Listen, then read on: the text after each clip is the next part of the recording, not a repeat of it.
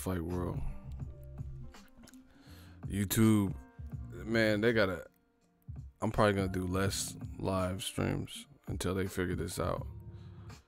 Whatever this thing is with the endangered children, I hope they get it fixed for the kids' sake and for YouTubers' sake. But this is crazy. The Vampire Stream. The Vampire Stream.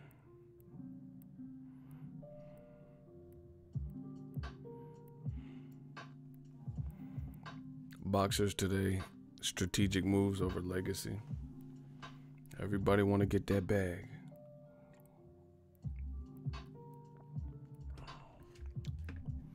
Let's talk about some boxing. I don't know how long I'm going to do this because, once again, this live stream. Do you guys go to anybody else's live? Is anyone else's live tripping, or is it just mine?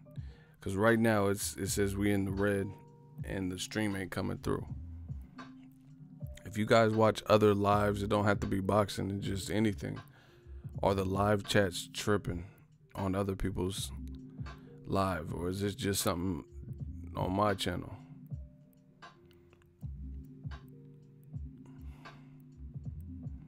This is insane. YouTube got to get it together. See, this is the one thing about a platform like YouTube. YouTube don't have no direct competitors. So sometimes when things go on, there's no direct competition. So you just have to just deal with it, you know?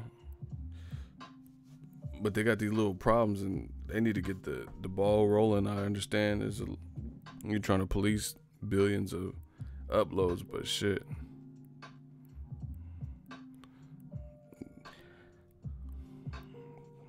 I got a notification. It's coming through. Shout out to Deshaun Taylor.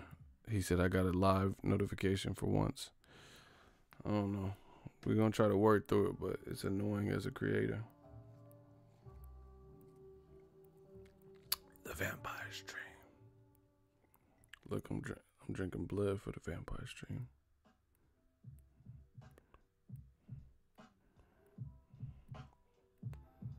The Vampire Stream. Y'all like my mug? Y'all claim to be patriotic, but don't like no American fighters.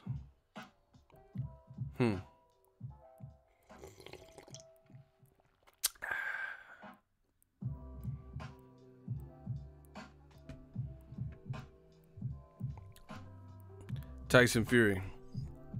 We disappointed, homie. So Wilder did an interview. Wilder did Real Brother 32. You a fool. Wilder did an interview, I believe with Sirius XM. Why are you worried about what I'm drinking, L? Nah, this is tea. I'm drinking caffeine-free green tea. Porter might take an L. Oh, damn. You rate you guys to beat him?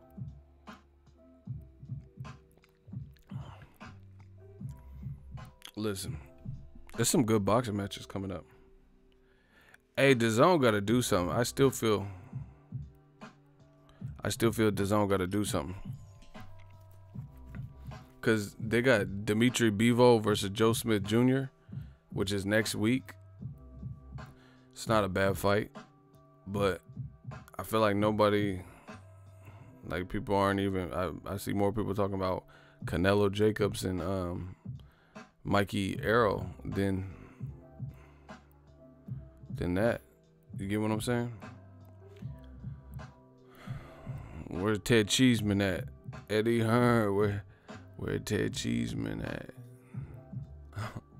You see, Tyson Fury, he had to switch networks. He didn't want to take a loss like Ted Cheeseman. Anyway, Fury did an interview, and he said that they offered Tyson Fury 50-50 split, and he still didn't take it. So obviously he likes the ESPN deal. Crazy. After hearing about the AJ Showtime deal, what did you hear about it?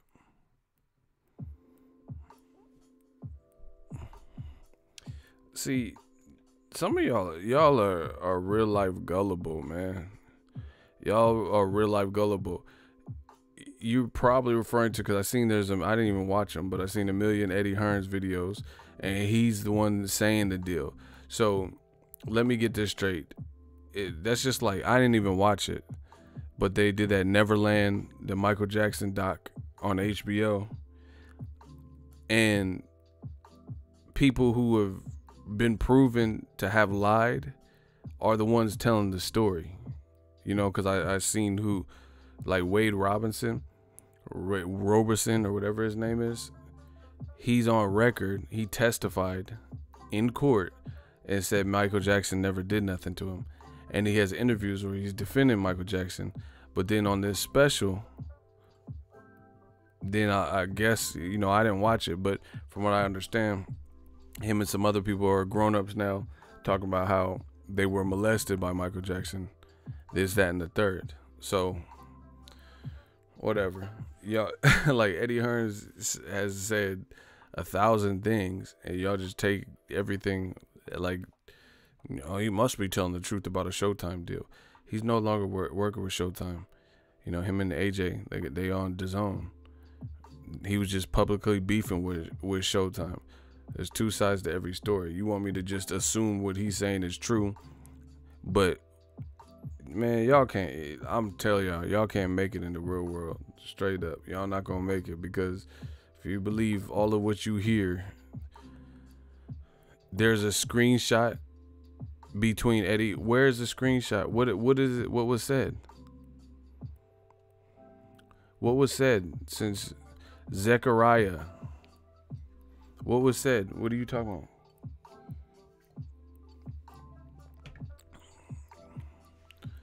Where's the screenshot? Link, give me the link to it.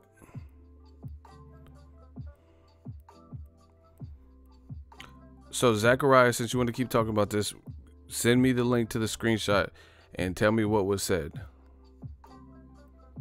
You have 25 seconds to respond and get that rolling. Zachariah C, what was said, and send a screenshot. This is new media. This ain't one of them channels, you know. We have a community here. So, what was said, go to barbershop page. No, you send me a link. Man, get this dude out of here, bro. Shooters, get out of here. Get him out of here. You just, bro, you go to somebody's page, bro. Send a link. We're not doing all that. We want to see receipts. The chat is taking long for someone. Well, my shooter's coming for you, so that's what's up. Bro, we just need receipts.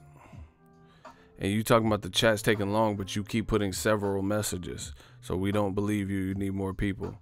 How's the chat taking long, but you keep saying every message except for sending the link? So don't you guys feel like it? See, these dudes be joshing. They be like selling wolf tickets. How's the chat taking long, but you could respond with everything but the link? So you have time for everything to comment and write these long, elaborate sentences and Stephen King novels, but you don't have no time to go get this link that you seen and actually post it. It's actually cheap. Like, you know, with technology, you can copy and paste with a couple clicks on your phone. So it actually saves you time to go look in your YouTube history, videos you watched, or go to the page or whatever you talking about and hit that copy and paste.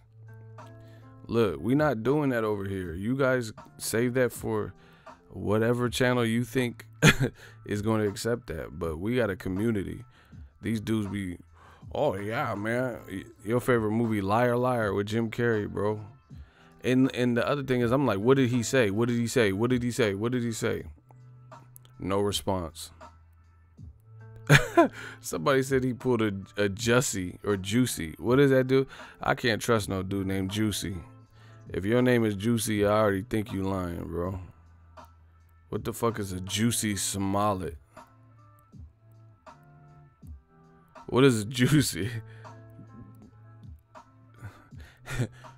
him downstairs. We gonna call him Juicy. Bro, get out of here. I don't trust no dude named Juicy. If you older than 12 and your name is Juicy, I don't trust you. You know, we gotta establish some ground rules. Listen. We gotta establish some ground rules. If you older than 12 and your name is Juicy, I don't trust you. If you graduate and you have a diploma and you got a mohawk, I don't trust you. I don't trust these dudes with these mohawks and shit, bro. Like, you getting little kid cuts and shit. What your ass got a mohawk for? This motherfucker got a mohawk, bro. If you got a mohawk, I ain't fucking with you, bro. If you got a mullet, I might could fuck with you. I might not, though. Depends, If you wear jean jackets with the jewelry on it, like the bedazzled, I don't trust you. Cause something's up. That shit so 1991. Fucking in living color ass outfit. How you living? What? How you living? What? How you in living color? You take that fucking bedazzled jean jacket the fuck off. Fake ass glamour shots. Bruh. Where the cookies down. Him downstairs. Man, I ain't trust no man named Juicy. No light skinned dude named Juicy, bro. Mullets and kids are cut. That's the difference. That's what I'm saying. Mohawks, mullets, kids, because kids, you still in the youthful, cute stage, missing teeth and shit. So kids can get away with it. I'm talking about. Oh, hey, what? You said mullets on kids. Hey, I thought you were talking about mohawks. Mullets on nobody is cute. Fucking business on top, party in the back. I don't know how they do it in Australia, but mullets, no. Fucking Joe Dirt and shit.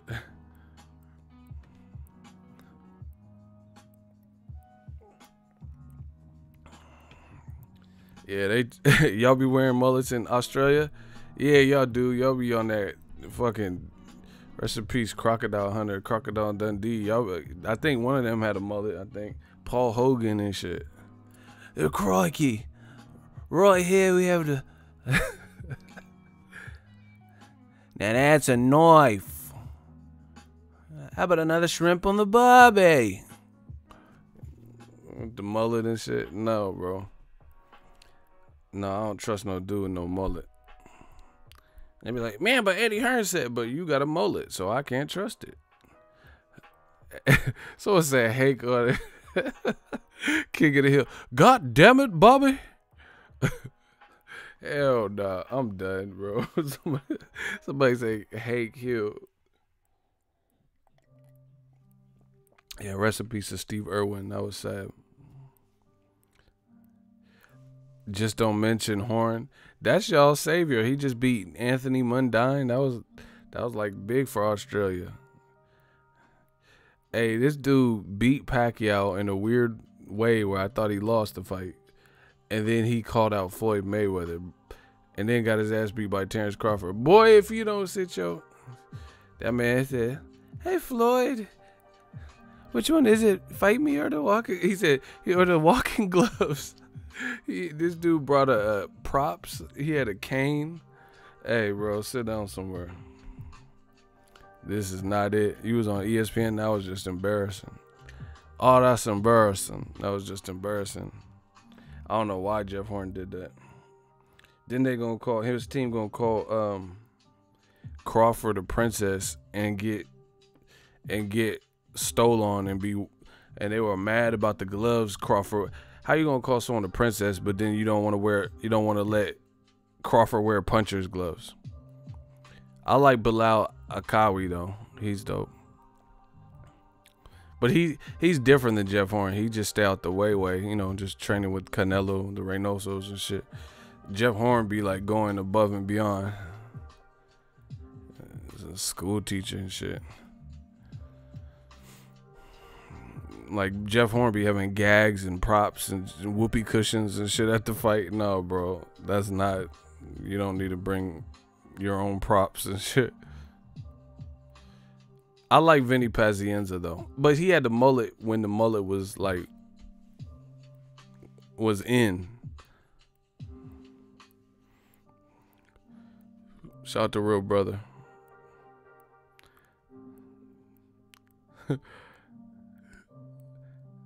So anyway, Tyson Fury, this man, he took us on a ride, man. That's how we say it in the Bay. He took us on a ride. He took us. You know, it's like I had a boy. The cops tried to pull him over, and he was just like, "Not today." And he took the cops on a ride, and like he ended up getting caught, but he ended up sitting down or whatever because he just went on a high-speed chase with the cops. Like, I don't know, I don't know all the details of what he was trying to hide or what, but that he took him on a ride. Like, it was on the news and shit. He just refused to get pulled over. Motherfucker ran out of gas and all types of shit. Like, how you gonna go on a high-speed chase and you ain't got no gas? So y'all gotta think before y'all do this.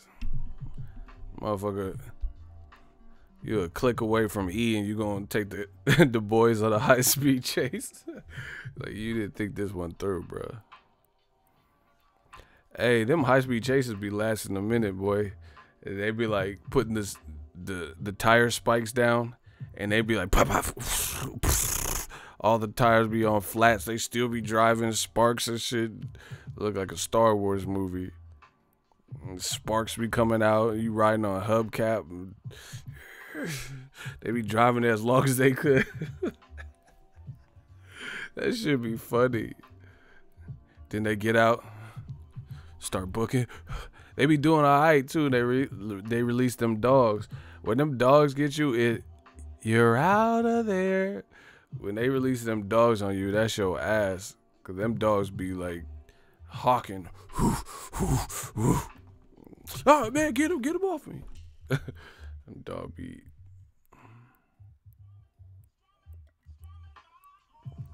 I watched his interview with MJP. He definitely on something. He said he just had a Red Bull. That's what he said in the video. He's like, I just had a Red Bull. Man, this, you know it's crazy too? I'm going to tell you what's crazy with the Tyson Fury situation. When fighters duck, usually it's like there's less immediate evidence. So when someone ducks, you have to put it's like the Da Vinci Code, and real people like me and New Media, Eagles Army, we know that they ducked, but trying to present your case, you got to put some stuff together and patch together interview 1 and interview 2, things like that at front. The thing with Tyson Fury is from the moment this happened, people speculated that.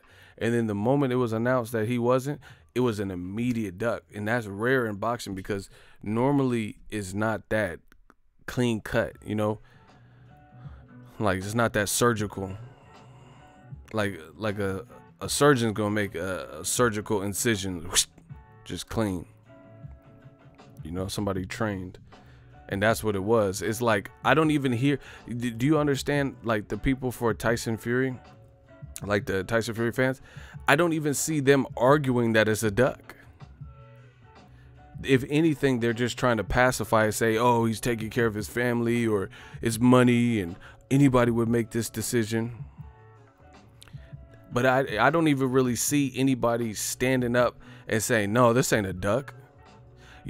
They're only saying, oh, of course he would take it. It's the money, or why wouldn't he take it? Because he got robbed in the first fight and he doesn't want to. Get the fuck out of here. Listen, all that old shit y'all listening to, it's overdose. I told you, New Media, get used to it. Surgical summer, brick by brick, layer by layer. We talking about it. Stop it. Because guess what? Kovalev, there's been some things that he looks racist. We'll just say it. He has a thing where he allegedly punched a woman. I don't know the details on that. But Kovalev has been involved with some things that make him look like he's racist, right? But guess what? Kovalev as a fighter, he's a good fighter. And when it comes to Kovalev, one thing I give him a lot of credit for, even though it seems like he has a nasty personality, you got to give him credit for, is when he thought he beat Andre Ward, what did he do? He was game for the immediate rematch. When he thought he could do better versus Alida Alvarez, and he lost by stoppage, and people said, hey, if you lose again to Alida Alvarez, your career is over. It's over, you know? So it was like a make or break, do or die type of fight. Kovalev rose to the occasion. Not only rematch Alida Alvarez, he actually looked damn good versus Alida Alvarez, and recruited Buddy McGurk. The pairing seemed to work, and he came anew, and he came with a new style and boxed more and set up more, and he looked good in the fight. So all the people making up these bullshit arguments and stuff, save it, because Kovalev is living proof, and that's just one fighter, living proof that if you felt you got robbed or you could do better, you're gonna want to prove that. People are talking about, oh, Tyson Fury, oh, of course he's gonna take this deal because he got robbed at the Staples Center. So you don't care about avenging your goal. But Kovalev, when he thought he got robbed by Andre Ward, even though he lost the second fight, he at least went after an immediate rematch, and he tried for that. He didn't switch networks and, you know, make extra complexities that weren't already there. When he thought he could have done better versus Alida Alvarez, or it was a mistake why he lost, or he felt he could do better, he stepped up and he fought Alida Alvarez again. So save it. You know, all that. So, oh, Tyson, he got robbed, so this is why he's going the other way. No, he's going the other way because that's what he chose to do. He chose the money route, you know, and it's cool. The worst part about it for Tyson Fury is the hypocrisy. He put himself on his own pedestal and led everyone to believe that he is much different than the fighter of today. You know, he's not in it for business decisions. His lineage, his surname, the Furies, a long line of gypsy fighters. That's the worst part about it. It's not even that you just took the money only and disrupted things that way. It's that you told everybody that you were different, you know. And I've used similar analogies. It's like a girl when she finds out a guy's like, hey, I'm not, you know, he does like Michael in Thriller. I'm not like other guys, you know. And she really fuck around and believes him, and you know he's a gentleman. He pulls out chairs and you know, opens doors for her, treats her like a queen. You know, secret notes on her car windshield while she's at work. You know, occasionally sends anytime flowers for no special reason. And then he finally hit, and then his true intent is the true side of him comes out. And he's like Dave Chappelle, gotcha, bitch. You know, and then now he's all of a sudden, once he's got what he wanted, you start seeing him slack in those departments and act different. That's what Tyson Fury did to us. He, gotcha, bitch. He hit us with one of them Dave Chappelle gotcha bitches. He swore up and down he was different.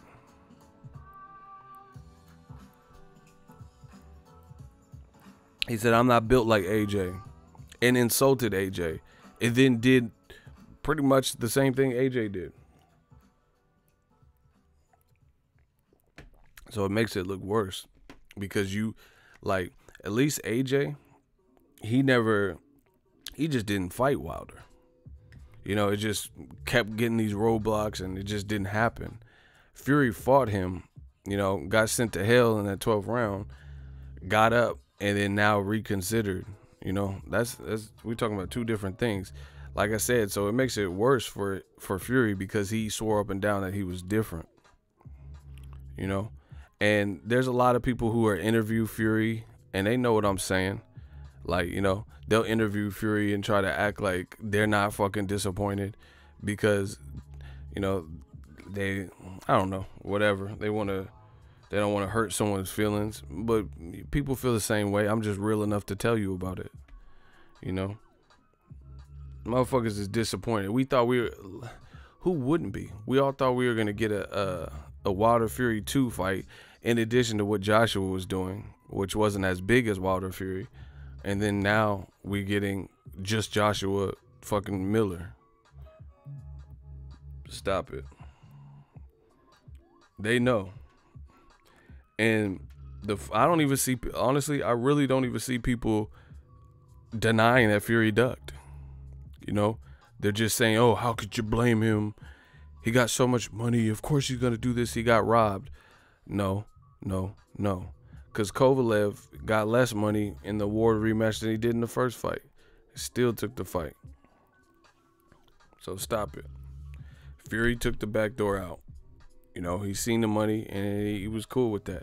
There's no way you can convince me that he didn't know, secretly hiding the fact that he was negotiating with ESPN whilst in negotiations, and they think they're, you know, encroaching on the finish line, and you're doing this secret deal behind their back, you know, unbeknownst to them. You know, there's no way you could have told me that he had no concept that him signing on that dotted line would have pushed things back. This is by design. Because listen, people oftentimes flip this game. They flip what this game is about. I can't speak for other channels, but Boxingego, this is why I love the way, you know, the position that God has put me in, and I love how I came up. Because guess what? I am the attraction. And I'm saying that in the most humble way. But what I'm saying is people come for years to my channel to fuck with me, to hear my thoughts, to see my creativity, my editing, my, you know, me. Everything else is additional, supplemental. You get what I'm saying? So that's what happens when, like, this is, like, my channel is not just weigh-ins only, you know, because people can get that from anywhere. But I do cover the weigh-ins, you know, when I go to the fights and different things like that. You get what I'm saying? But I'm the talent. I'm the, you know, I am the star of the channel. This is my channel. So it's like, I can't, for my channel, the way it's set up, I wear a lot of hats, and it's up front, you know, it's more hustle, but it's more rewarding too, because everything falls on me, and I like that.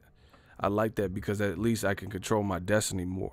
You know, there's a lot of channels where you don't know it don't matter who's filming. They just want to see the interview, or, you know, just want to see the weigh-in and stuff. It don't really matter. My channel matters. You know, people come just to fuck with me, hear an Arnold impression or some shit. Yeah, you know, they come to fuck with me. So the reason I brought this up is because if you're the talent, then you dictate. You can dictate things. Like Canelo. Canelo is the A side. DAZN needs Canelo. You know, Canelo wants the money from DAZN, but Golden Boy had the talent and the star in Canelo, so they made sure that the DAZN deal afforded them and allotted them the opportunity to put the Ryan Garcias and the Joseph Jojo Diaz and the other fighters on DAZN. It's not like you just get Canelo and then we got to figure out where the rest of the Golden Boy fighters are going to go. Do you get what I'm saying?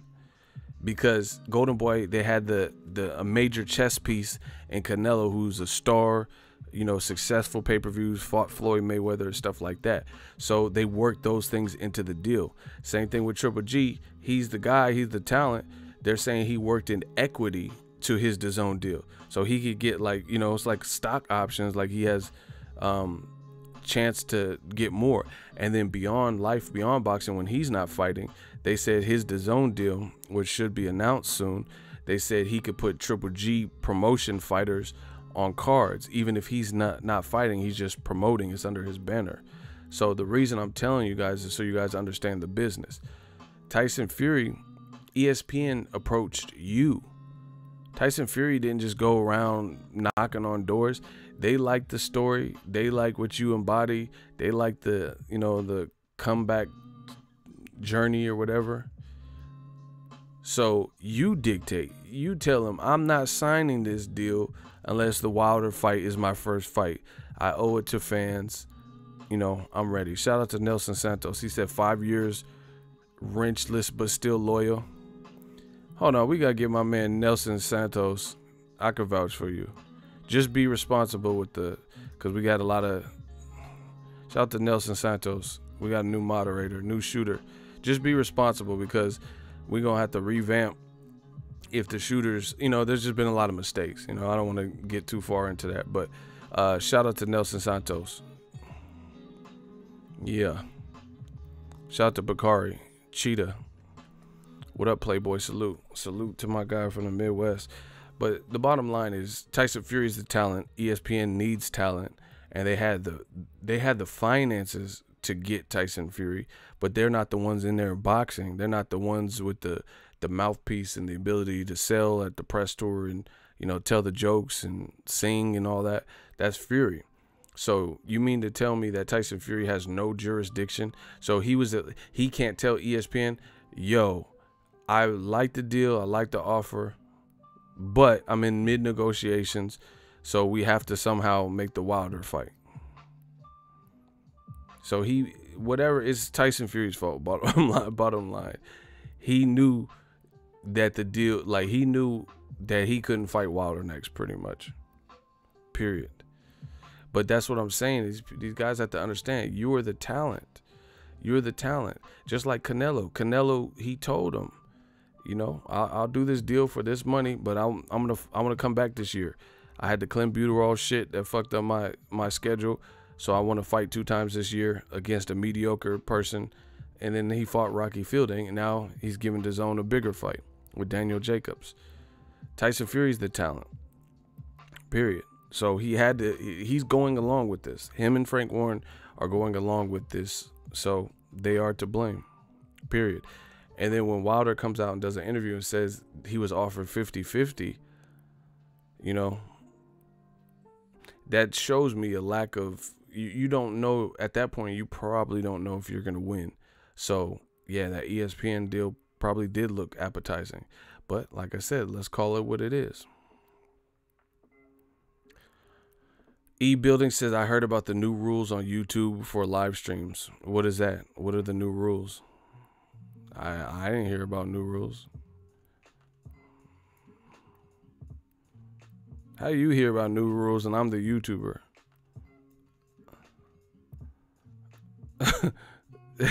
What part of the game is that? I check my YouTube mail and stuff. I ain't got nothing from YouTube, so I don't know what you talking about.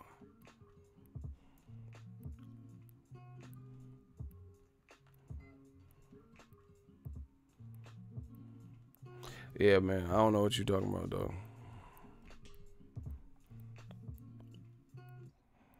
No matter how he felt about the fight, Fury knows deep down inside that Wilder's power is a true problem.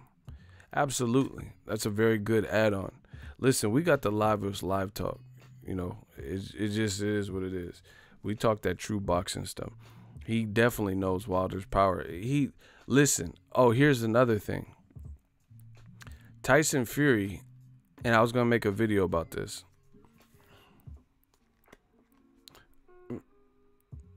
You see how all these dudes, I don't know why they don't learn on my channel yet, but you notice all these dudes be saying, hey, this came out. This came out. And then the first thing you always hear me say is, show the receipts. Link me up. Send me the link. Where's that at? Who said that? And then all of a sudden it goes like dark and we don't hear nothing.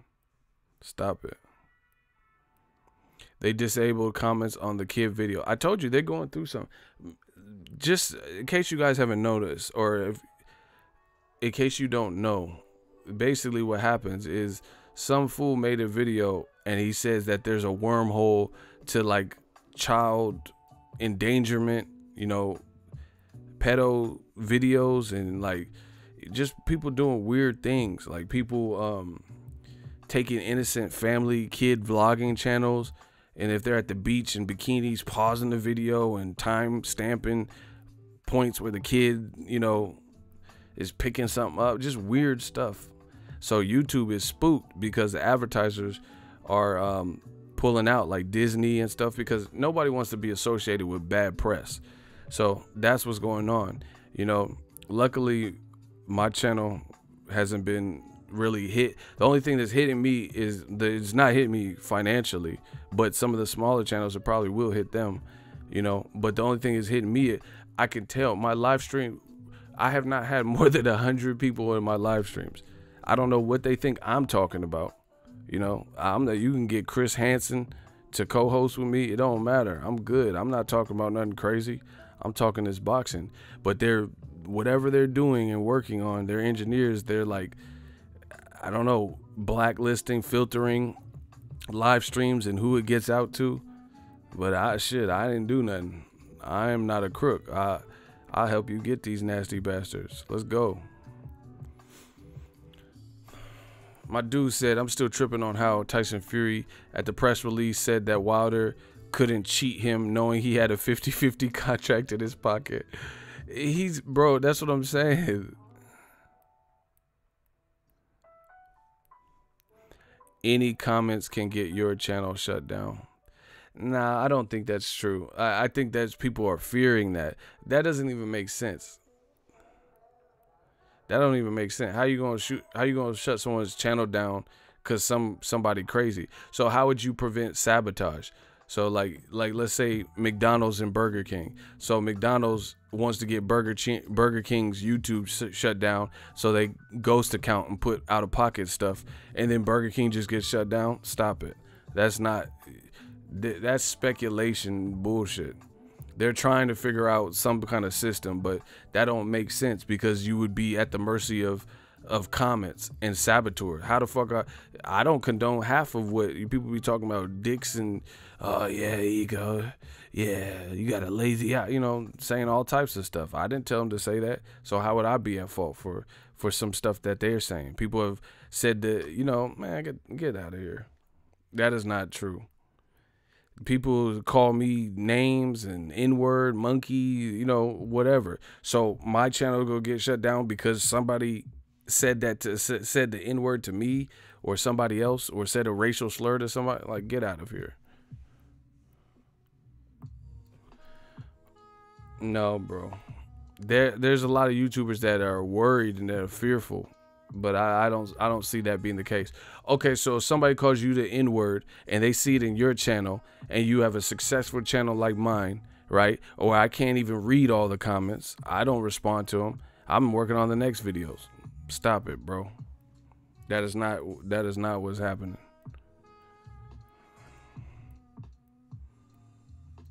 That's why you need good moderators. I got the best shooters in the business. I got the best moderators in the business. Bro, that is not you can say whatever you want. I'm a YouTube. Listen, ain't nobody making more money than me is saying this. How about that? So let's just stop right there. Name somebody who get paid more than me, who got the play button, that's saying this. So how would the message not go out to the full-time creators, you know, the people who do this full-time? But there's this change, bro. It's speculation. Trust me. I'm very aware of YouTube community guidelines and policy and procedure. I got to be, because I'm a full-time creator. So why would YouTube not notify me if this was a change? If there's a massive change in the YouTube, you don't know what you're talking about, bro. Trust me. Trust me on this one. Trust me. You don't know what you're talking about. So I generate whatever revenue for the company, and they're going to sacrifice that by not even telling me that there's an update, not notifying me of something this massive. Stop it, bro. And again, so you could be victimized by somebody else who doesn't like you, leaving, you know, hurtful comments or racist comments or, you know, child endangerment comments. Stop it. That is not it. No, I know you can't comment on the child videos because Man, I'm not checking with nobody, bro. Listen, YouTube is going through transitions. They're trying to figure out the changes that they need to make and how they can filter it. A lot of people are speculating that the comments are one of them. But if it, like I said, I just gave you an example. Since you guys want to argue this. So if McDonald's has 1 million followers on YouTube, 1 million subscribers, Burger King was always trailing, but then Burger King passes them, right? And then Burger King hits 1.1 million followers, subscribers. McDonald's could be like Rico and Belly, like, nah, I don't like that shit. I don't like that shit. Eating a banana, so McDonald's eating a banana, like, nah, I don't like that shit. I'm about to drop a dime on them. I don't like that shit. And then they could create ghost accounts, then go to Burger King's page and put out of control, out of pocket, ludicrous, ridiculous, racist, hurtful, suspicious comments. And then Burger King just gets shut down.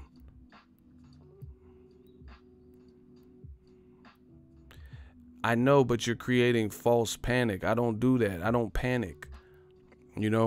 Everything I've done, I've been taught. Years of practice and training. You say you're just trying to look out, bro. Like I said, I don't look for updates from other creators, and no knock on what anyone else is doing, but YouTube tells me. I've been on the platform long enough. If there's a major change like that, YouTube better tell me. So you're going off of hearsay, evoking panic. We don't do that. We don't operate like that. I'm a general. I don't move like that.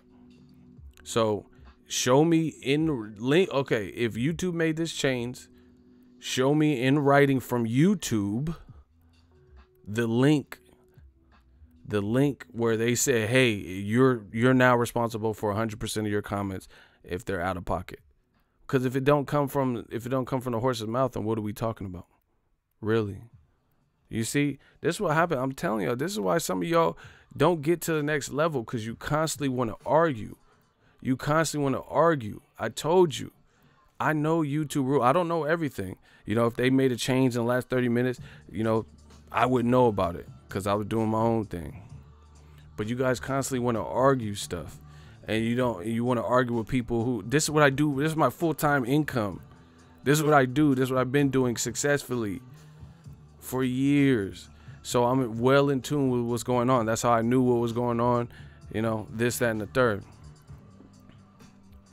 You keep the chat very clean anyway with your hot seat. That's what I'm saying. I'm not out here. I'm not doing that. How I get punished and I didn't do nothing. That's what I'm saying. It doesn't make sense. So how can YouTube implement something that faults the creator that didn't do anything? I didn't do anything. I'm talking boxing. I'm not no wormhole secret society channel. And there's nothing tied to my account about that. So that's not the truth. Again, if you know so much, send me the link from Google. Google owns YouTube. I'll be waiting for that. We'll see if he comes up with the link. Don't tell me about other YouTubers' links. Tell me about the link from Google. I know my shit, bro. I know the community guidelines. I know what's going on at all times. Send me the link. Anyway, back to Tyson Fury. Sorry about that. Sometimes Ego Army, they try to go against the general. RTD, he said, to some people, red is green and up is down. For real, man. These people are trying to tell me, it's crazy. You trying to tell me this is what I do every single day. I have a silver play button. No guest appearances, no features like that. All from one mic. You telling me what's going on. Stop it.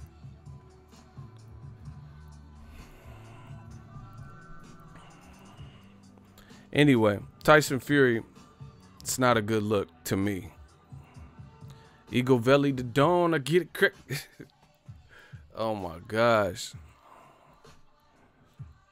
RTD's right though. You know, people constantly see, and this, I'm telling you, this is what's wrong with social media. The social media, people hear something and they run with it. They don't do the research. They just spread it. I don't do that. I don't just spread something I heard. Wow, Cheetah.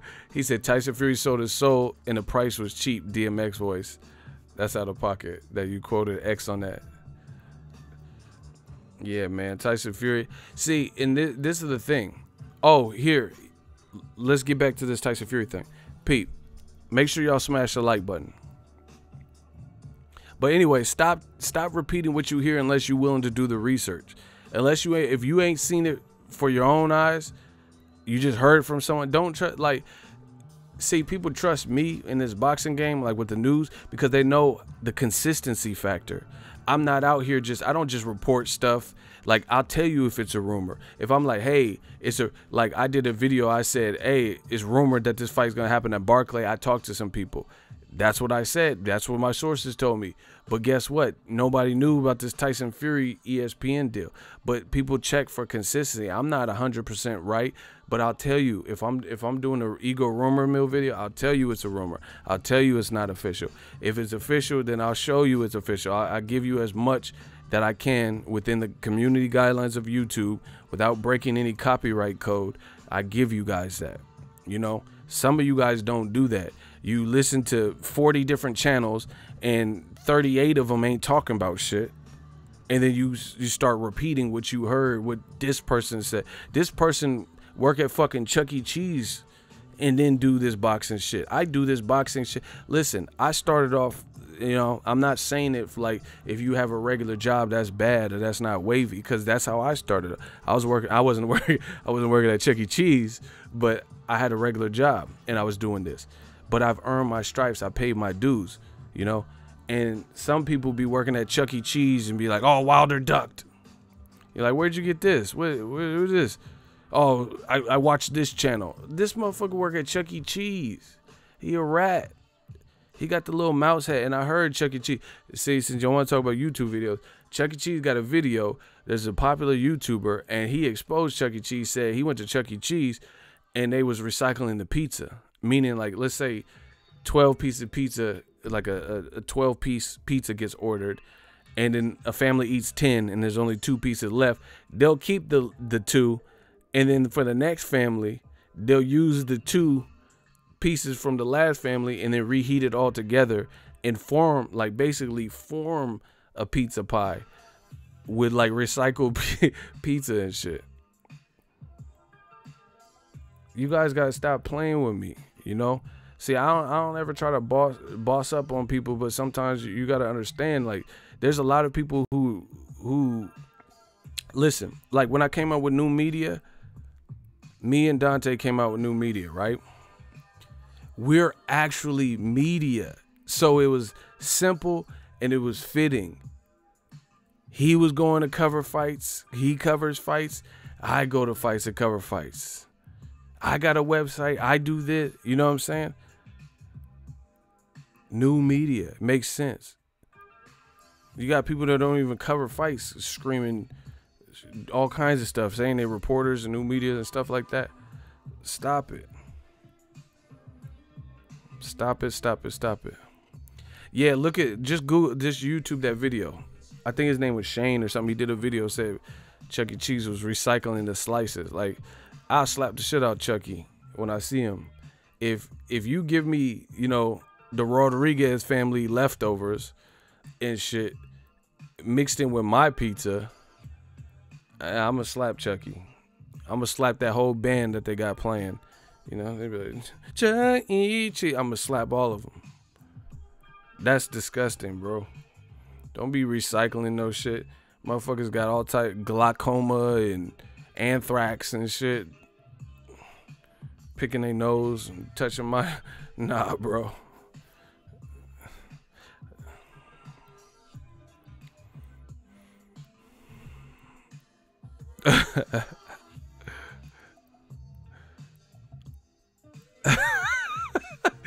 Hey, Cinnamon Savage, you a fool. Cinnamon Savage said, "Hey, that Chuck E. Cheese pizza, bruh." He said it's good as fuck though. Bro, I don't know, bro. Not if they recycling. Not if you eating the Wayans family leftovers and shit, bro. It ain't good as fuck. Then I remember as a kid that shit used to be hitting, but I went there as an adult and I put a napkin on top of the pizza. I was like, man, this look a little bit greasy, and the napkin was like, and it just soaked up with hella grease. It was so greasy. Like, damn, you put castor oil on this motherfucker? Some 5W? What the fuck? You put some motor oil on this shit, bro. No, it was the grease. Like, I went there as an adult. My friend's daughter was having a party, and I went. That shit was super greasy. Motherfucker, I started breaking out with pimples as I'm eating it and shit. That's how you know when the pizza is greasy. When you get insta acne, you know, I heard of Instagram and shit. But when you get that instant acne, the motherfucker was eating it. I was like, oh damn, this is good. Bloop bloop bloop. I started getting pimples in the T zones and shit. Anybody got a Biore strip? That motherfucker gave me pimples as I was eating. Get the fuck up out of here, bro. That greasy ass shit. Where a kid could be a kid, man. Where a kid could eat some other family pizza. That's nasty as fuck, bro.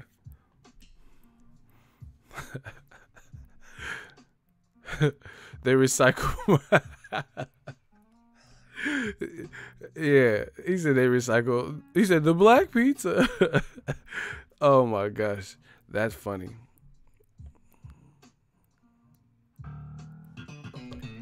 The black chip.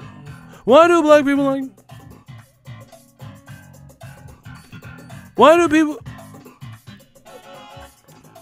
do blacks like collard greens? Hey, you tripping, Cinnamon Savage. He said that might be it, ego. I haven't been there in 10 years. That's what bro, listen, I'm just trying to tell you. There's memories that you'll have as a kid, and then when you revisit them as an adult, it makes you question your sanity as a child. Like, was I an insane child? Like I'm trying to think. Like, let's say movies. There's certain movies that I loved as a kid. Like, I loved it. Like, it was like my favorite movie, and I was like, oh, this is great. So you want to, like, you know, be sentimental, and it's raining outside. So you're like, let me revisit that movie. Let me watch that movie. And then you rewatch that movie that was just everything for you when you were a kid. And you were like, what the fuck? Like, the characters are super weird, and I'm like, what? Like, this is some cult shit. I don't know if you guys ever had that moment, but I know I have. Like, where it'd be a movie that I loved as a kid, and then I rewatch it as an adult, and it's not the same. I'm like, what the fuck? What was I into?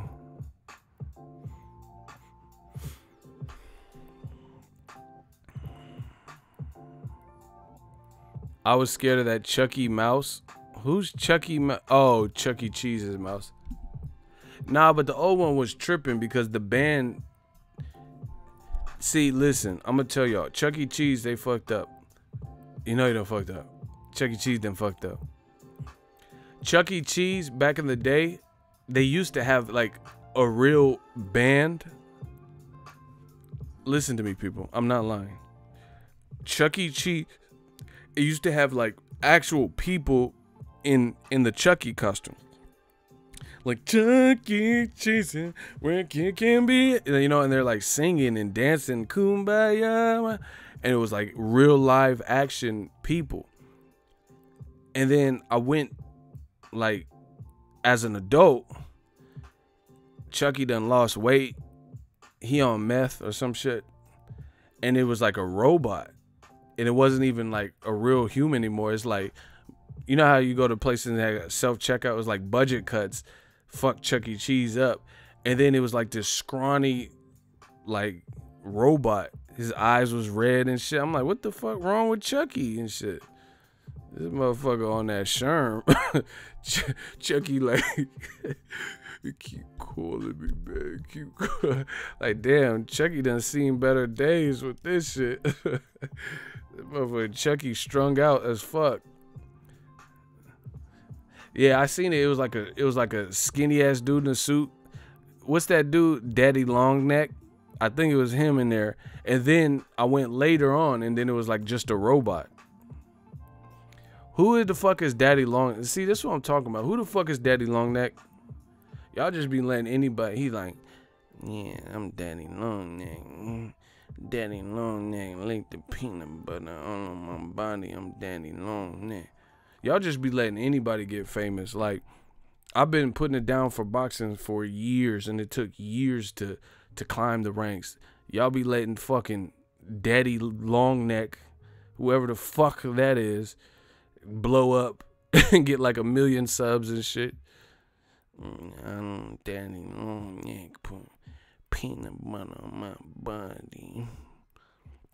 And this wide neck dude, who the fuck is he? Who the fuck is wide neck, man? That motherfucker. They're playing. Remember Fantasy Island? This little midget. They're playing boss. Who is this wide neck dude? Why is he famous? What's wrong with his neck and shit? Like, one, who next? Who next? Who next? Who is that wide neck dude? What's his deal? Motherfucker just in every video and shit. I knew some people like that had that neck. What is that? What caused that? Motherfucker, you doing pull-ups in the pen? Why his neck is just...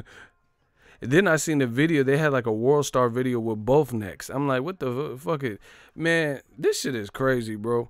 When I was coming up, it was like Jay-Z teamed up with R. Kelly, like best of both worlds. Now the best of both worlds, these neck-ass motherfuckers, long neck and short neck, and, you know, what? No, there was a World Star video, and it was like the thick neck dude, and then the long neck dude. Get the fuck up out of here. Y'all let that white girl, Whoa Vicky. What? She be doing hella extra. Catch Me Outside chick doing tour. What? Catch Me Outside, how about that? So you're saying the audiences, they're a bunch of hoes? Yeah. Catch Me Outside, how about that? What does that mean? Catch Me Outside, how about that? Hey, Randy, you gotta chill, bro. He said it's like the start of Ego's video with Andre Ward doing that neck workout. Get out of here. He really was.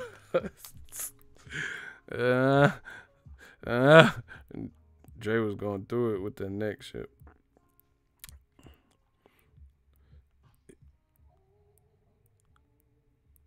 What?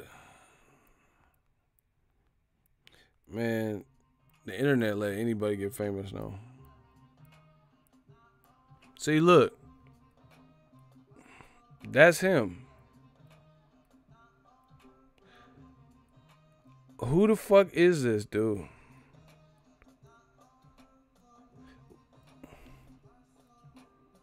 And that's not no CGI or nothing. That's his real neck is like that.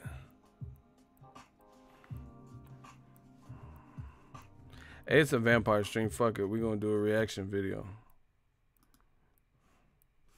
This giraffe neck ass dude, bro. What the fuck?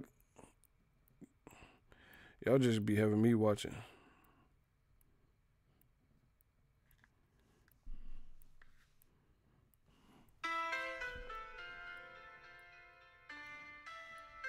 Is he mopping? See?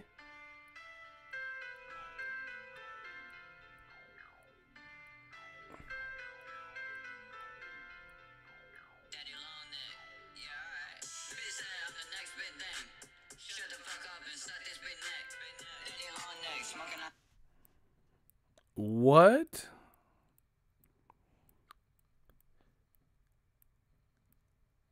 He said, "Shut the fuck up and suck this big neck." This looked like Klitschko when Joshua hit him with that uppercut. This dude's neck is like off the charts.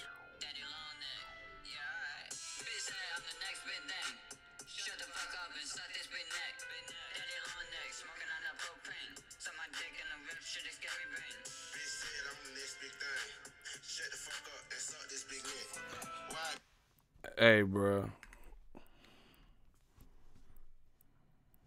What has happened to hip hop? Shut the fuck up and suck this big neck.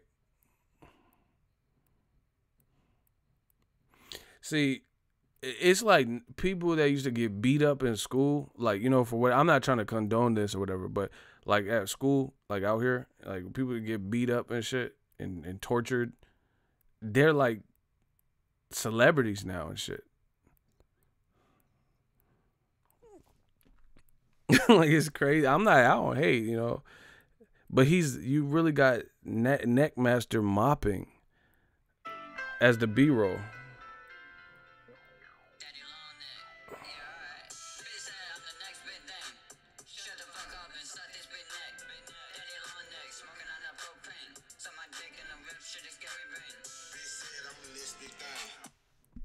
Bro, he need to eat a steak sandwich, bro.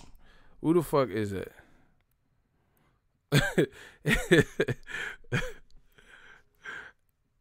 Mark Stanton said it's a catchy tune, though.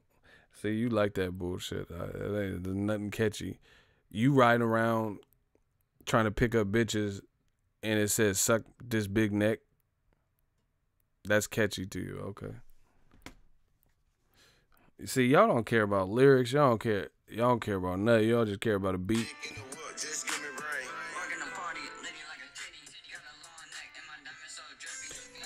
See, did he say walk in the party, I'm looking like a titty? Did he just compare himself to a titty?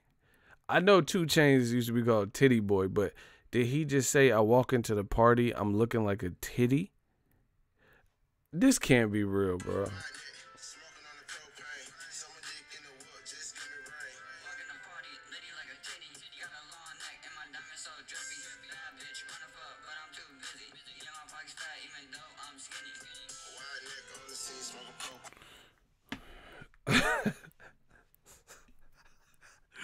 What? That motherfucker said he walk into the party looking like a titty.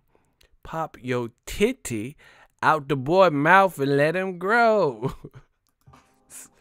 What this dude said, I'm big daddy, no name, walking like a titty. Hey, bro. I would never compare myself to a titty. Like, nah. Like, you can't be hard and compare yourself to a titty. Like, you don't. Like, I seen the hardest of. Like, can you just picture Cassidy talking about, like, you know, man, it's kind of iffy. I run the city like Diddy at 50. I walk in the party, I'm feeling like a titty. Man, because I'm big and squishy. That AR is, will lift your ribby. Like, you can't. You can't compare, bro. You have no clout tokens if you compare yourself to a titty. That motherfucker said, walking to the party, I'm feeling like a titty. Hey, I ain't never felt like that. You must be on that kush.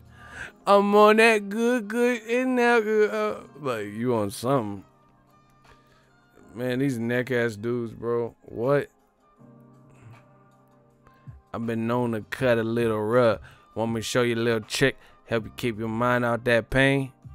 That man said he walk in the party, he feeling like a titty. Hey, bro. I don't know what type of day you having, but that ain't ordinary, bruh. Big Shaq is actually funny though. Men's not hot. I don't know what this neck shit is. They got Christmas sweaters on and all that. Like, look.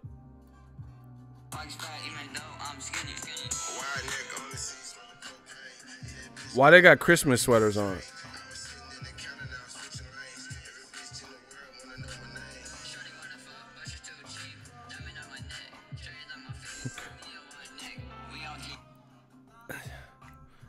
Bro, get out of here, bro.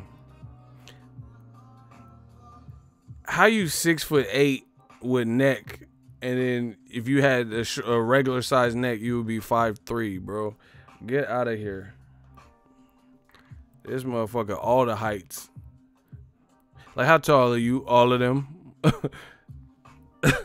Hey, bro. This is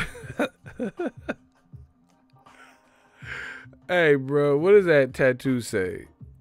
That motherfucker got a Boxingego watermark on his chest. What is that? Lick here? Hey, bro. He has a neck tattoo. It said lick here. Get him all the way out of here, bro.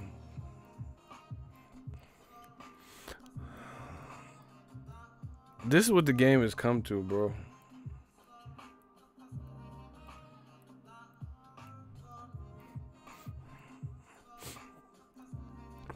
Yeah, Maidana coming back. I made a couple videos about it.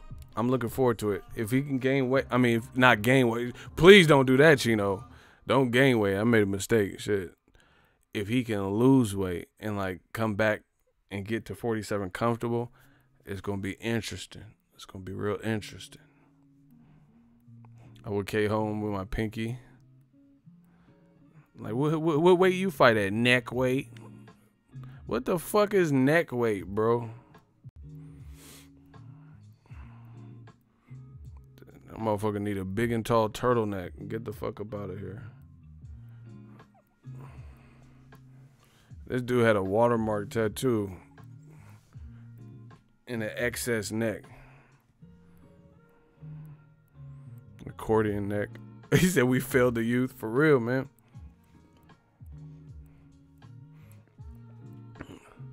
Bro, the game is different. It's actually sad to me. Like I'm joking about it, but it's really sad. Like, you know, like we had influential like leaders like Tupac, you know, keep your head up. Now it's keep your neck up.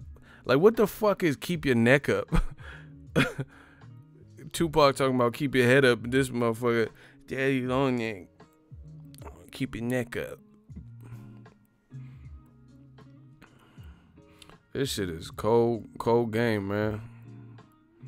But hey, I guess you got to get in when you fit in. See, and this is what breed it translates to other shit. You see all this gimmick shit, and then you see people now starting to trying to conquer boxing and come in the boxing game, and they be clout chasing, mentioning to other people, doing a bunch of shock jock titles and shit, you know, trying to make it, trying to blow up overnight. Keep your neck up. Keep your neck. I'm gonna send this one out to a girl named Aaliyah, godson Elijah. Keep your neck up. We all came from a woman, got a name from a woman, and I came from a woman. I wonder why we take from our women. Keep your neck up. Hey, get the fuck up out of here. Labels just sign whatever. And they be having the videos shot cool quality and shit. They're like real life directors. Yeah, man, stretch your neck out a little bit more for this scene. Yeah, a little more neck. I need a little more neck. You know, got B-roll shots of the neck and shit. Hell no, bro. This shit is sad. We went from Wu-Tang to this shit. Oh shit, Wu-Tang came out with Protect Your Neck. So I guess maybe that's where he came from. It protect your neck. Hold on. Listen, we gotta get back to the boxing shit. I gotta wait. Listen, I gotta wake back up because that neck shit depressed me. Hold on. Let's do a midstream roll call. I gotta wake back up. This neck is depressing. Fucking neck-tacular.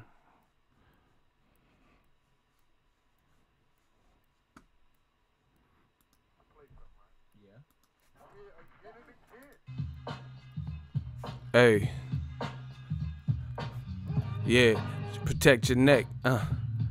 Protect your neck. Hot shit. Coming through the dungeon. Running. Let's get it. City, state, zip. Where y'all at? Where y'all from? I don't give a fuck, guy. Where y'all at? Where y'all from? I don't give a fuck. Get a clip. Get a gun. Get a... This shit. See, I don't know about... I don't make beats like this no more. When you small, you have to work on your differences. Yeah. See, people looking for the quick come up now. It's not even about talent anymore. You know, they're just looking for that quick way to get to the bag. Leo Santa Cruz neck. Leo shit don't look like that, bro. Shout out to Chicago Garfield Park Boxing. Listen, I didn't know we was doing a roll call because the stream, there's like a pretty cool lag. There's like a cool size lag, so I thought people weren't going to do it. But shout out to Bells, Australia, Cleveland in this bit, Ohio 216, Melbourne. Damn, Australia in here deep. Shout out to Australia, man. I fuck with y'all. From the below, Chicago in this bit, Seattle. You know, Joshua's probably laughing because the attention got diverted off of him with this Tyson Fury thing. Shout out to UK. Oh, you're 32 seconds behind? See, that's what I'm saying. That's because of YouTube. They're like screening stuff. They want to make sure. Fury wants to be a U.S. star, and he used Wilder to do it. Now is taking pictures with Floyd at NBA games. This was the plan all along. Yeah, but that plan, this is easy work. Just the real one. Just the real deal.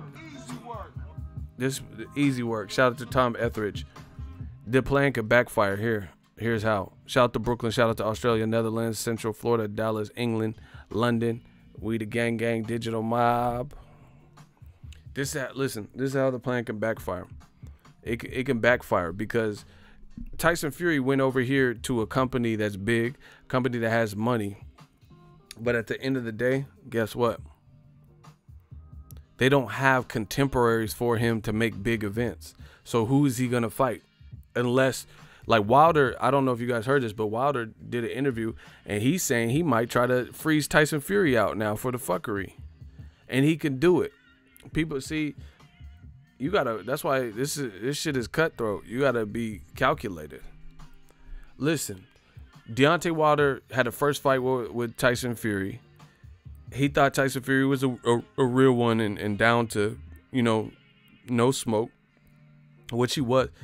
Bro, I'm telling you, Wilder's power is something unnatural. Like, not unnatural, like he's not producing it naturally. Because I don't believe that, because the motherfucker will be weighing like 209.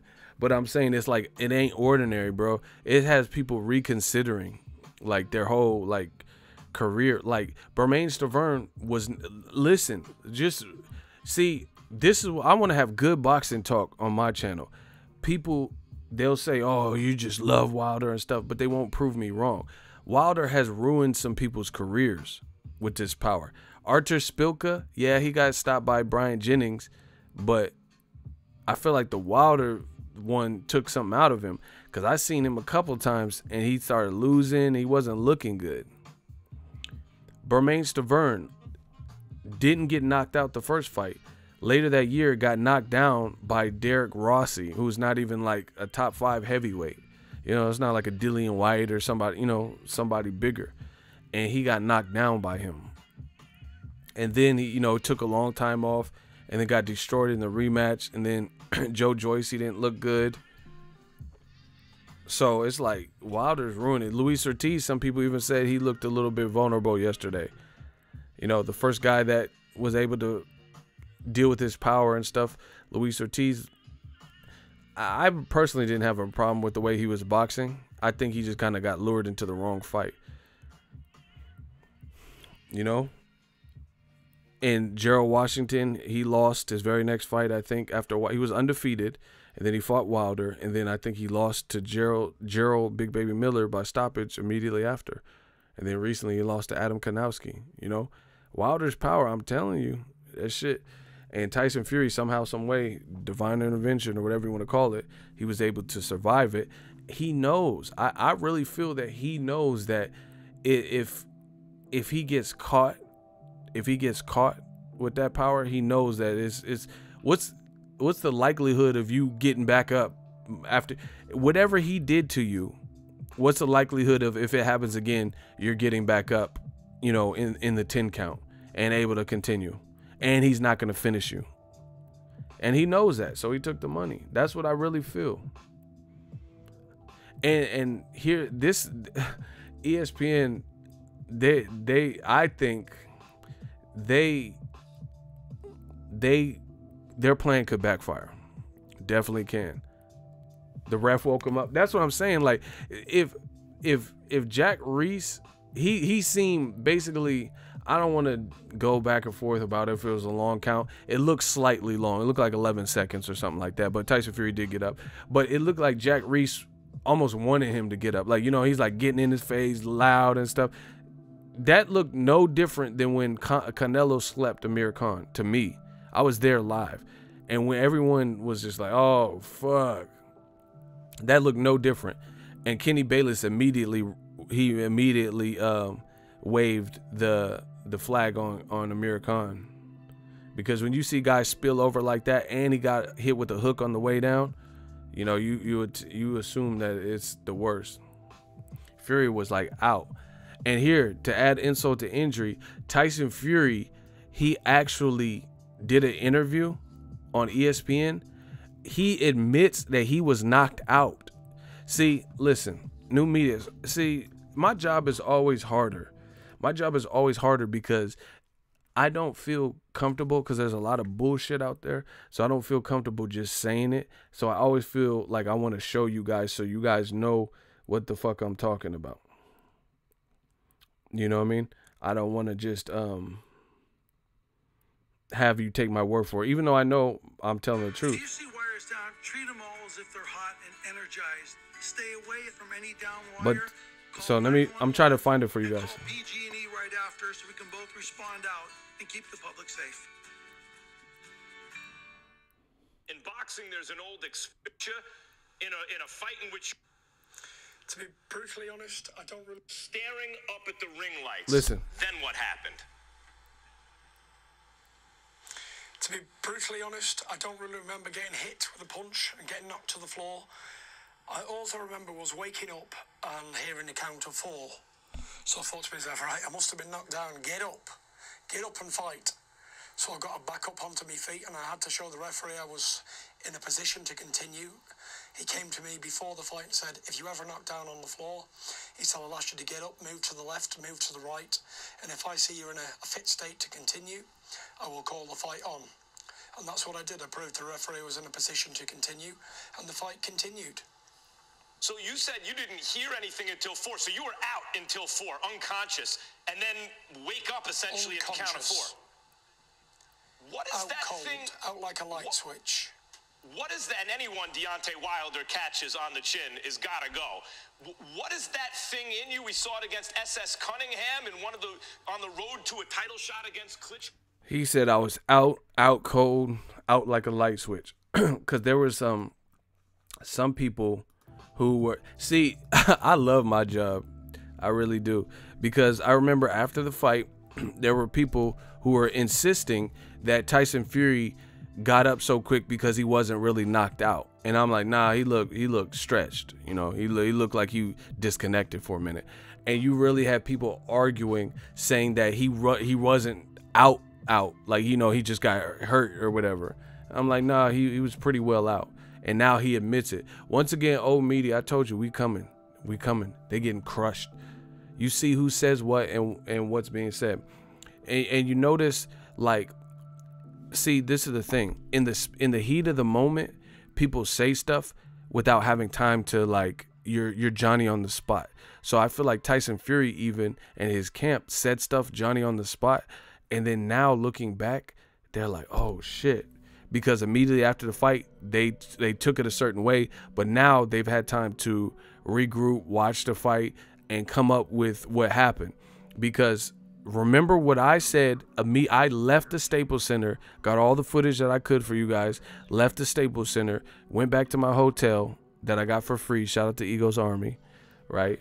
And I started doing a live stream, and then everyone's like, what'd you think? Who won? And I said it was a draw. I said I seen it a draw, you know, because I didn't have Tyson Fury winning all those first 4 rounds. See, now this is the thing that people didn't realize, including Freddie Roach, who was working on Tyson Fury's team. Freddie Roach said he gave a score, and then he said he had Fury winning, but he gave his score. They said, how many rounds did you give him? And then he said a number, and then there's like, oh, but wouldn't that make it a draw? Because Wilder had 2 10-8 rounds. And he was like, oh, yeah. And I have it on tape. It's all on tape. See, because you're Johnny on the spot, so you don't have time to think about that. So you're trying to cover for your man, trying to say, oh, yeah, he won. Now Tyson Fury's conveniently telling people he won 10 rounds to 2. You notice that? He said see, I'm trying to tell you how this game works. The initial statement sounded good because after big fights, major fights, and, you know, climactic, dramatic endings like that, a lot of people, they wanted to pull the robbery card, and then people like me came out and said that wasn't a robbery. I was there. I had it a draw. Here's why. And then when they started hearing the points that I was making, digital mob, new media, and they understood like how fights are scored, then they had to switch, and now they're saying he won 10 rounds to 2.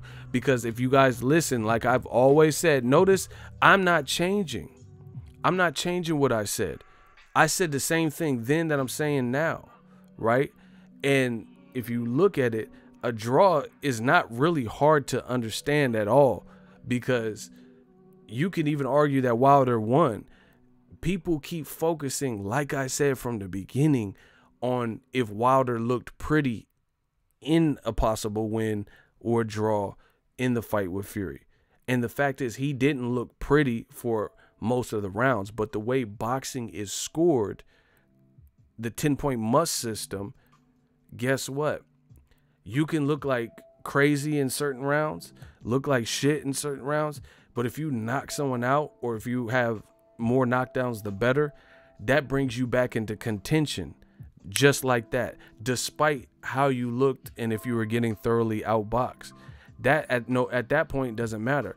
It's just like Mickey Bay versus John Molina. Mickey Bay was dominating John Molina, dominating him. But John Molina has equalizing power, and he turned things around in the 12th round. So even if he didn't stop Mickey Bay, depending on what he was able to do, if he knocked him down 4 times, then just that one round alone could have brought him back into the point where he won, if he won some early rounds or whatever. It just depends on how many knockdowns he had, of course. So it sounded great because people, like always, they're in the emotions of it. And a lot of people don't know how to score boxing in general, and they're emotional about it. So they're like, oh, fuck you. Like, just go look at the video. Go look at the old comment. People said, oh, I'm biased, and oh, how'd you have it a draw? You don't know shit about boxing, blah, blah, blah. But now the reality sets in. Now you hear what Tyson Fury's saying.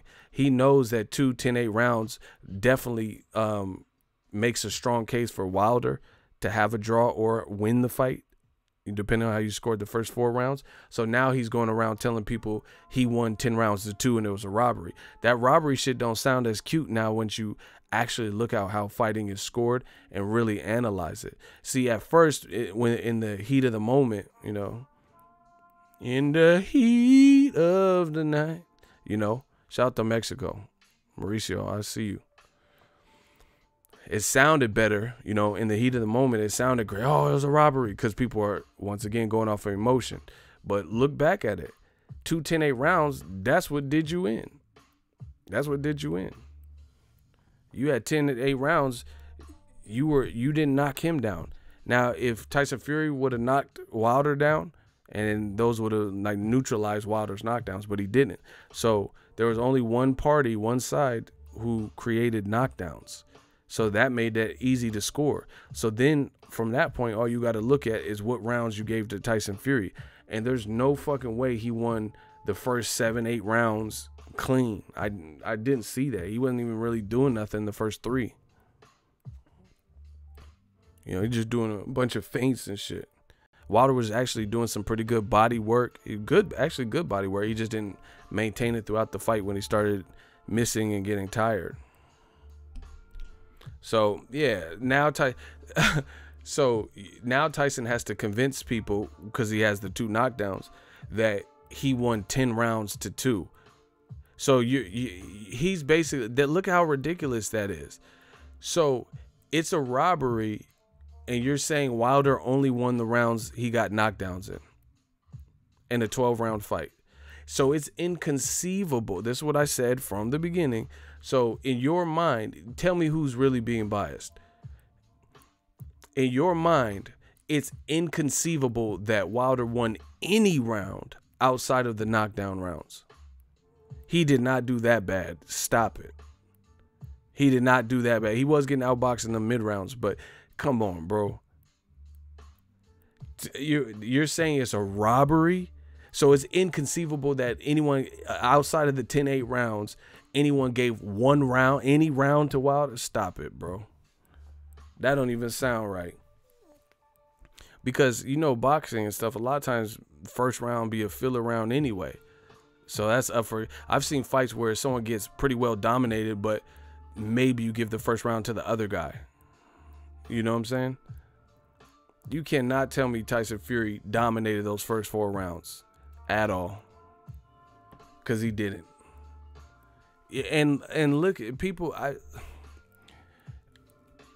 man, we've been shitting on old media for so long. This is just like, I'm so familiar with this territory. Here's another reason. People keep saying that Tyson Fury had a masterclass boxing. I told you from the jump, I didn't see a masterclass. He boxed well for sure, but masterclass doesn't find you getting dropped and like nearly knocked out of the planet, you know, in the 12th round. That's not masterclass boxing. I've never seen masterclass boxing is where somebody's just in the zone, you know, like they just get in that 2-3 zone, like Floyd Mayweather versus Gotti or Corrales or something, Canelo. That's masterclass boxing, because it's like you just get in a rhythm and you just pull away. Tyson Fury, he actually did worse as the fight progressed, because he almost got knocked out in the 12th round. So it's not like masterclass boxers typically grow stronger as the fight wears on. There's like less you can do with them as the fight wears on.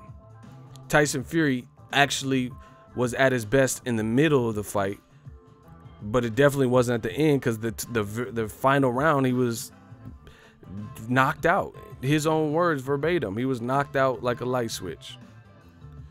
So how is that master class? See, this is what they do. A lot of times when it comes to Caucasian fighters, they amplify it. They amplify everything. You know, that's not, to me, that's not master class. When you almost get knocked out in the very final round. Like I said, the crazy performances, masterclass performances that I could think of, like tour de force performances, usually aren't, the person's not, there was no danger of them getting knocked out, especially if there was, it wasn't late. Like you know what, a guy like Floyd, once he gets a read on you, it gets worse for you and easier for him. It don't get worse for him. Here's a trivia. I'm ready. I'm with the smoke. Name a Floyd Mayweather fight where Floyd did significantly worse in the championship rounds. So like the last 3 rounds, 10, 11, 12. Name any fight. So all the fights that people said Floyd lost and was a draw and all this, name a Floyd Mayweather fight where he did worse in the back half of the fight. Last 3 fights. 3 rounds, excuse me. See, they can't answer these questions. I'm waiting. I'm ready. Name the Floyd Mayweather, since y'all know, so Floyd has had challenges. People have given him, good rounds and shit and gave him some work. But name a fight where Floyd looked worse in the last 3 rounds. the second half of the fight. E-Building Production says never. Somebody answer it. Y'all know so much. Prove me wrong. I'm ready.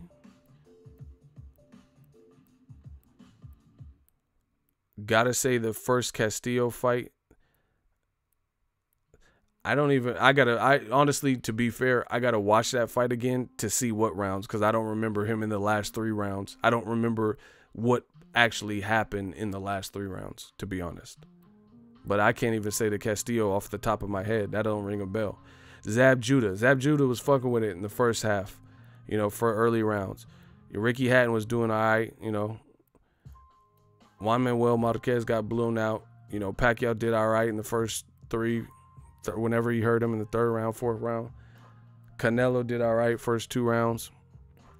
Robert Guerrero did decent, okay. Cotto did cool first 3 to 5 rounds. So what are we talking about? That's a masterclass boxer. He not getting progressively worse.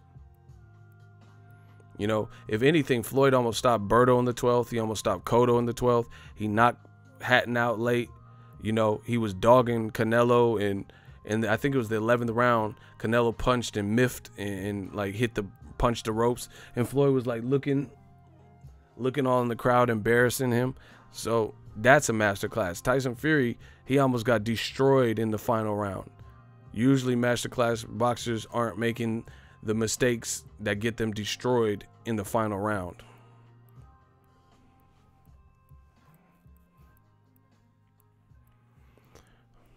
Floyd should have been DQ'd. Oh, well, he wasn't. Get over it.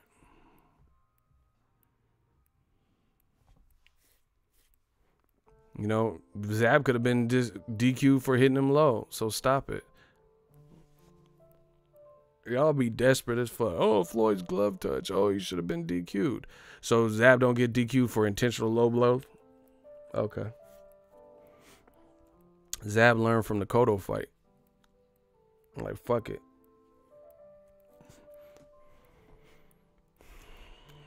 Yeah, man. Cotto almost got stopped in the 12th. Berto got hurt in the 12th, almost stopped. Canelo looked like dog shit in the 11th and 12th. Unless Mayweather wants to give the 12th away, because he beat you. Mayweather looked closed the show way better with Cotto. Stop it. So anyway, that's the thing. So I never even considered Tyson Fury. He boxed well for sure, but that wasn't masterclass to me, because like I said, if you're a masterclass boxer, you don't nearly get he got knocked out. He told you he got knocked out. There's no question about it. So you don't get knocked out and then wake up if you're a masterclass boxing performance. That's not it to me. That's not flawless. Like, let's say if someone says, oh, Whitney Houston, she killed the Super Bowl national anthem, it was a flawless performance. So to me, that wouldn't consist of, as she's finishing the national anthem, her voice is cracking and she's like messing up the note. It's flawless because of how she performed it and executed. Tyson Fury did well, boxed well, but then he didn't close the show in a positive way for him in that performance. And then now he ran to ESPN. And like I said, look at the Andre Wards and even Kovalev. When they thought they had something to prove, or people were saying they lost or whatever, and rematches, they wanted that immediate get back. Tyson Fury, he's content with the moral victory. That's what it appears. He's happy with the moral victory. He's happy with the notion that some fans are saying he was robbed and he won, and just leaving it in the air. Because they offered him 50-50, and he went over to another side knowing it was going to be problematic. So I just, I got to call it what it is. So he took the money. And like I said, the money is money. Money's cool. Money gets you things. Money helps your kids, whatever. But that's not what Tyson Fury was talking before that. And then, like, man, we can go on and on. People talk all this shit about Deontay Wilder. We can go on and on. This motherfucker weighed 209 at the weigh-in, bro. Tyson Fury was like 254 or some shit like that. This is unheard of. Can you imagine if Tyson Fury weighed 209 and Wilder weighed 254? So same skill set, same attribute, but Wilder was carrying on fight night 40 to 60 pound weight advantage when he rehydrated. That's insane, people. That's insane. People don't give credit where credit's due, but I do. Imagine if Tyson Fury was the guy at 209. You know what the racist motherfuckers would say? Oh, Deontay Wilder's picking on smaller guys. He's picking on the small guys. He doesn't want to fight guys his size. He just wants to fight Tyson Fury and Usyk. Why don't you fight Joshua? We know how old media act. We know what they say. Tyson Fury, the bigger man, didn't significantly hurt Wilder. And he fought to a draw. Like I said, it sounded better until people started thinking about it. You know, that, oh, it's a robbery. Until they started hearing videos like mine and Logic, and they realized, okay, fuck. You know, let me slow up with that talk. You know, a robbery is not a close fight. You never hear me talk about that. You never hear me say robberies for fights that were close. You know, that's just not really what I do. Tyson Fury is now claiming he won 10 rounds. So he thinks it's unbelievable that a judge could have thought he won round 1. Round 2. That's just unbelievable to him. Stop it. It sounds more unbelievable that someone would be that close-minded and biased in that type of fight with the way rounds 1, 2, and 3, and 4 played out, that they had Tyson Fury winning by any level of a landslide. Here's another thing. I don't consider it a master. I'm saying the same thing I've always said. I don't consider it a masterclass performance. And here's another reason. I don't believe in nothing but CompuBox, but sometimes CompuBox does a good job of telling the tale. And guess what? Tyson Fury, he landed 13 more punches than Deontay Wilder. 13. It was like 13 punches. How do you only land 13 more punches, but you're claiming you got robbed? That sounds like that indicates a close-ass fight, especially when we know who threw the harder, more debilitating punches, because you never knocked Wilder down. You never had him like crazy. He looked more fatigued than anything else. So how do you land 13 more punches and the fans want me to believe that this was some blowout and robbery on behalf of Tyson Fury? Get the fuck out of here. 13 punches, catches bullets with his teeth? Please.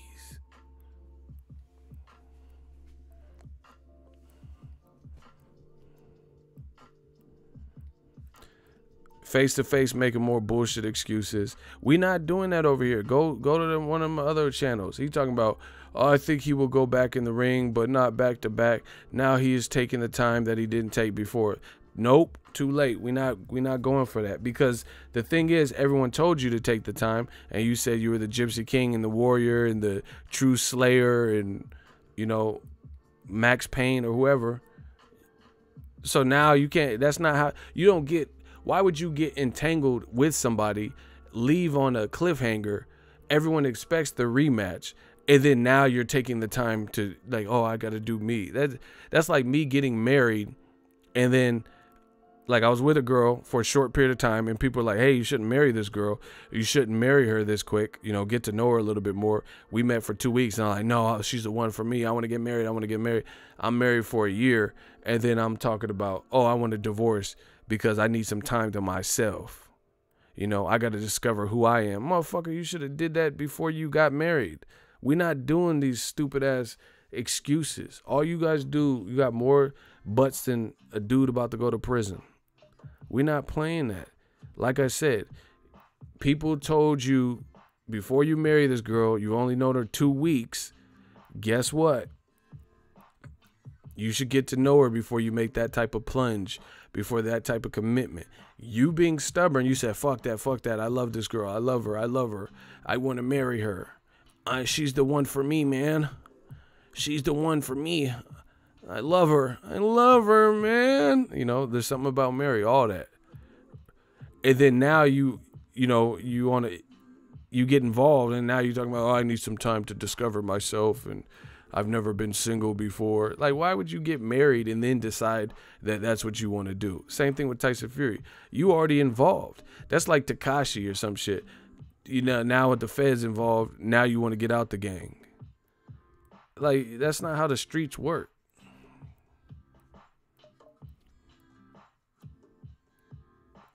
Bro, face to face, you making excuses. You said, I respect Fury and all he done before the ESPN deal. He ducked for reasons. Bro, that's a bullshit cop-out. We're not accepting any of that because everybody has a reason for everything they do. You know, somebody could kill a whole family and had a reason for it. That don't mean that. Everybody got a reason for what the fuck they think. You know, the voices in my head told me to kill everybody dead.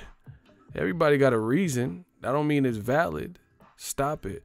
You making excuses and you look foolish. We eradicating all of y'all. Call it what it is. Treat Tyson Fury or whoever the same way you would treat Wilder if it happened to him. Period. These dudes always want to have oh yeah, he's just been through so much, man. And okay, everybody's been through a lot. I've been through a lot. You think they gonna feel sorry for me? You know, oh, Eric, ego, he's been through this and what? Yeah, now that sounds better. He took the ESPN deal over Wilder. We know, bro, it's cool. He made his bed, he made his decision. He's a grown man. He's allowed. It's his prerogative, but we gotta call it what it is. You keep saying, oh, he did it for a reason. So why did people get mad at Floyd Mayweather for fighting Conor McGregor? You know, guys like Bernard Hopkins, guys like Oscar De La Hoya. You know, why was guys like Canelo and Triple G hating on the fight and saying it was a circus and not true fight and stuff? You don't think Floyd had a reason for fighting Conor McGregor? See, this is what I'm saying. We coming for all these double standards in the motherfucking game because it don't make sense. Oh, but Tyson, he had his reasons, man. He's looking after his family. What the fuck is Floyd doing when he's fighting Tenshin Nasukawa? The same shit y'all get mad at. Why is he fighting him? Well, nobody wants to see this. I'm not paying for this Rush Hour 5 shit. Why is he fighting Conor McGregor? You're fighting a guy with an 0-0 boxing record. Why don't y'all say the same thing then? Stop. We at your neck. Like bow ties. You know it. You know what it is.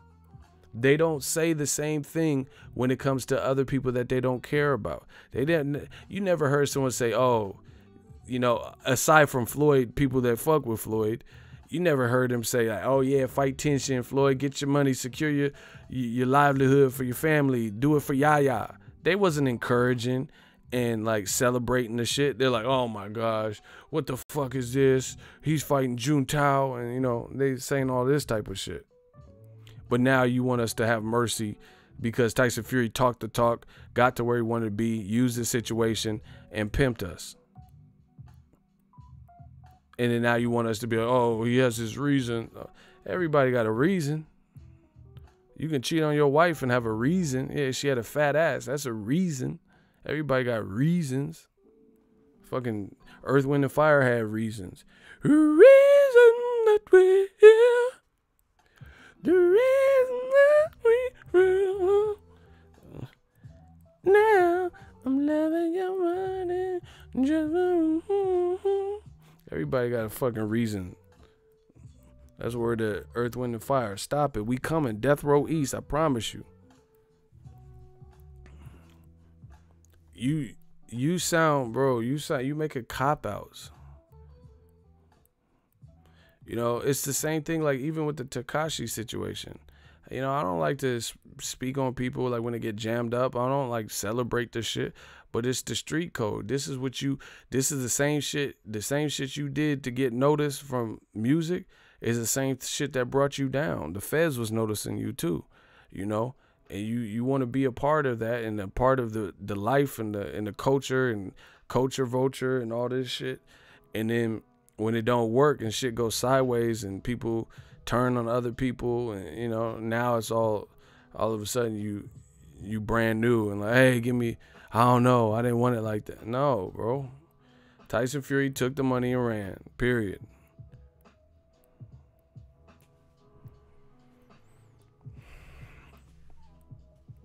Face to face, the ESPN deal gave him what he wanted, so he took it. Fury got no W in the first fight, and he could lose. See, you sound like a scary ass dude. You admitting that he could lose, and you still trying to justify this, bro. Stop it. You sound bad right now. You said he could lose. He didn't get a W because he didn't deserve a W. It was a drawish type of fight, like I said from the beginning. If he didn't get knocked down, he would have got the W all day. For sure, especially that 12th round, because that shit sent him to hell in a handbasket. James Souza bodying you. That's what I'm talking about. The reasoning behind it is irrelevant. The point is he ducked and he lied to the fan.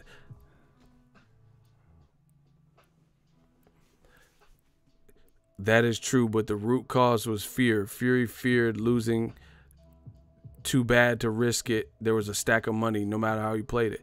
See? Bro, you sound horrible. Listen, if you were Tyson Fury's attorney and this was a court of law, you would have your man locked up. He would be getting sentenced right now. You're not making it better for him. You said, I never said he wins for 100. Yeah, we know. And he knows. That's why he took the money and ran, like we keep saying. Bro. He opted out them. But see, this is what the craziest part about this boxing saga is this. Fighters would talk shit, knowing what they did, and then they'll still talk this shit like it's your fault. Like Tyson Fury making it sound like Wilder did this.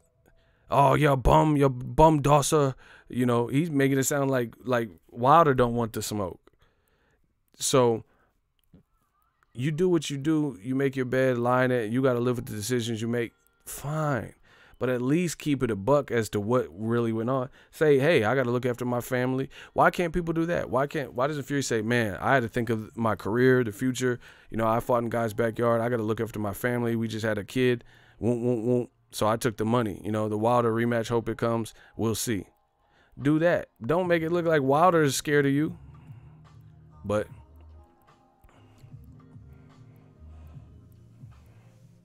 yeah, face to face, you might want to drop it because my shooters are getting angry. You making everybody angry. We won't just put you in a hot seat and then let you fend for yourself. I'm trying to, but you're not making it any better. You're making it look worse. You looking worse so you can go down with the ship too. It's however you want to do it.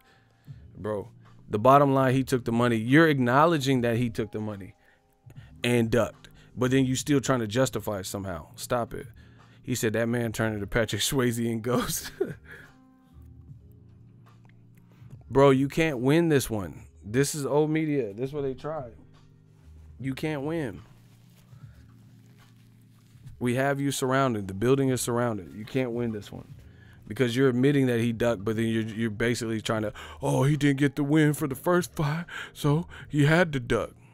Kovalev didn't get the win in the first Ward fight, but he didn't duck him. So what are you talking about? So why didn't Kovalev do it? I told you, you're surrounded. Just give it up.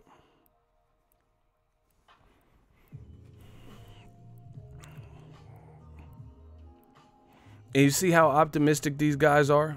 You see how optimistic they are? But then with other people, they never give Floyd this benefit of the doubt, or certain fighters. You know, a lot of times black fighters, we're going to just say it. They never said, oh, Floyd's fighting Conor for his family's future. They don't care about his family's future. Floyd's fighting tension because he can get $9 million to beat somebody's ass in one round. They're not, because they're not happy, so they're not going to condone it.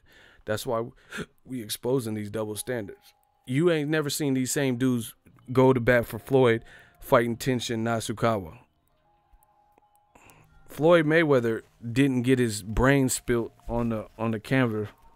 Got $9 million to fight Tenshin Nasukawa for one round of work where he didn't even look like he was in the best shape we've seen him in. That sounds like a come up. You barely even trained, from what he was saying. You know, you don't even get in your premium fight shape. You don't even get in premium fight shape. You go one round for $9 million. You don't get hurt or anything.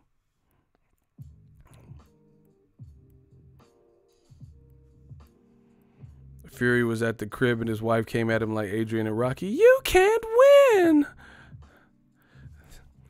Hey, that was so I almost said something out of pocket, but I gotta watch it. But anyway, that was out of pocket where she was like, you can't win. Like, you know how disrespectful it is when your girl say you can't, your girl say you're gonna get your ass beat.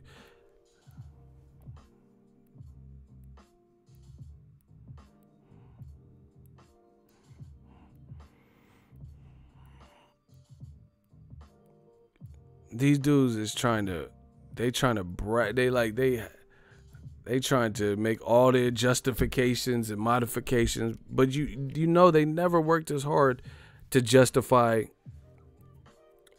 anybody else except for a select few protected fighters. They never justify Floyd business savvy and mega fights. They say, why don't Floyd fight Canelo at 160? Why don't he fight Triple G, Errol Spence, Keith Thurman, fight Jamal Charlo? They're not out here saying, oh yeah, he's fighting Tenshin Nasukawa for his family. He making a financial decision. This helps his family, you know.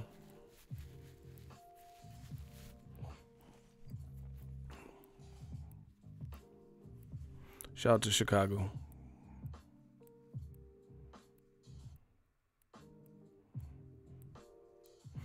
Hey, let's vote. Do y'all want face-to-face blocked? I'm getting tired of seeing them personally, but I'll let y'all vote. Ego's Army, do you want face-to-face in this chat? We're going to do this like Survivor. Let me know. Vote on his future.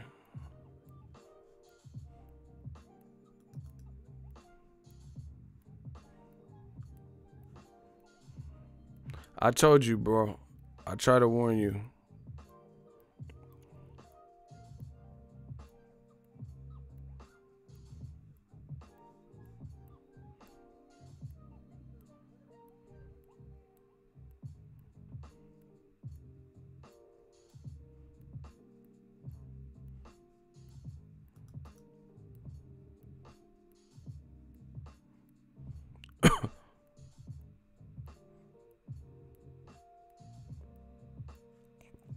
All right, get rid of him. He talking about block for what? Bro, I told you. Cuz we're not accepting these Bro, yeah, I gave you an opportunity. You should have just waved the white flag. You're admitting that he ducked and you still trying to like spin it. We're not having that. You should have just said he ducked. This the real deal. Easy work. Next, they want Floyd to fight Wilder, laughing my ass off. Man, no smoke? Okay, yeah. Yeah, you've already got body. You bodied yourself. Now he's saying, I don't want no smoke. Your name face to face. Get the fuck up out of there. You go face the corner.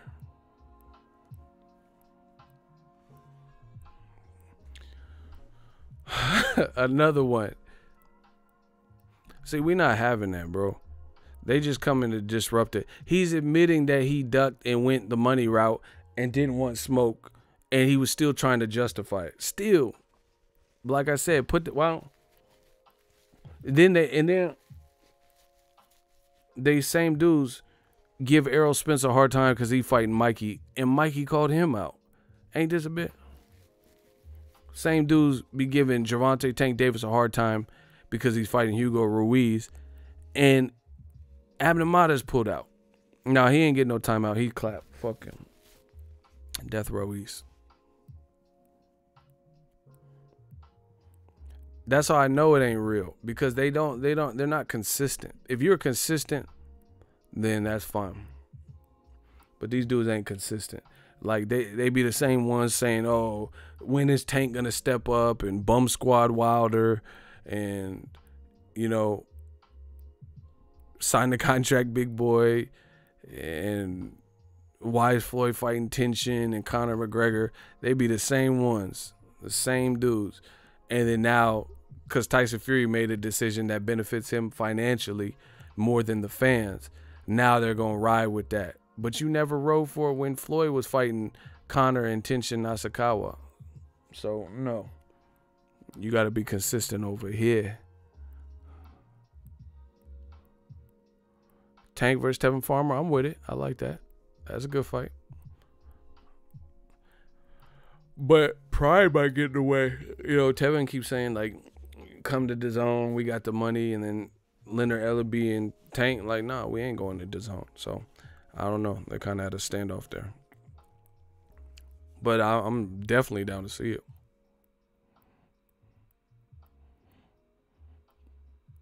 These cats are too emotional. I know. That's why we breaking them down. He know, but see, the thing is, they know. He admitted that Tyson Fury he opted out for the money over legacy. And listen, it wouldn't be coming down on Tyson Fury as bad if he didn't perpetrate who he was as a fighter. He told, why? If Tyson Fury says, say no to drugs, and then you heard he failed a drug test, what would you say? You'd be like, oh, that's hypocritical.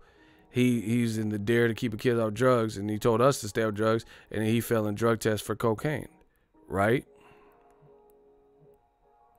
Same thing here. Tyson Fury told you, I'm the Gypsy King, I'll fight anybody, and AJ's scared. AJ wants no parts of that right hand, and he's telling you all this, and everyone was feeling it. Everyone's like, damn, Tyson Fury's a man's man. He gonna do this, and he came back and took the money route that immediately interfered, you know, pass interference on the pass that we thought we were getting.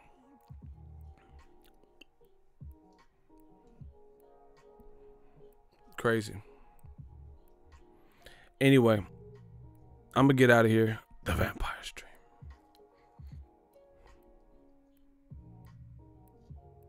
Yeah, make sure y'all smash the like button. We gonna keep talking about it. We gonna bury. I promise you. We just having fun with the game. YouTube's going through some stuff, at least on the live streams. But you know, it's not affecting us viewership wise or financially, so we good. But bear with the live streams. They might be a little bit glitchy or choppy, not get sent out, because they're trying to work on the filtration system to get, you know, a much bigger problem on the platform that doesn't affect us or doesn't apply to us, but they're trying to get that resolved. So, you know, we just got to stick by the process. Shout out to everyone for the super chats. We working, we just grinding. But yeah, man, I told you, do I got to bring back the previous year's saying, tell the truth. Tell the truth. You got to tell the truth. And I know it hurts for these dudes because they, you know, who wants to be wrong or who wants to have a situation where it's like, damn, he made this decision that made us look bad because we was really riding for you. And shout out to James Souza, $2 super chat. I'm a bad man. I'm the champion of the world. Shout out to James Souza. The other thing is this is a bad look, and this is why there's a couple scragglers still trying to resist. It's just the real one. Easy work. There's a reason why this is a couple scragglers still trying to defend, because in December after the fight, they were the ones, a lot of them, screaming robbery, saying that Wilder was exposed and this, and they were very like harsh and, in my opinion, not really realistic. You know, they weren't really realistic. So as a result, now that Tyson Fury did a move that kind of pushed his profile down and not in a positive way, now they're like, fuck, you know, because we said all this stuff about Wilder, you know, We agreed with Andre Ward's tweet that Wilder wouldn't want to go through that again. We said Wilder was, wouldn't take a rematch. We said Wilder got exposed. This doesn't support the narrative that they've been pushing, with old media. It doesn't support it. So now they're trying to not face the music, even though they know he ducked. And you got offered a 50-50 contract. You were already working with Showtime. Now you're trying to make it like they're just so horrible to work with. And I don't believe it. I don't believe that they're so hard to work with. And then the first promotion, you telling us the exact opposite. So it sounds like this is the real one. Easy work.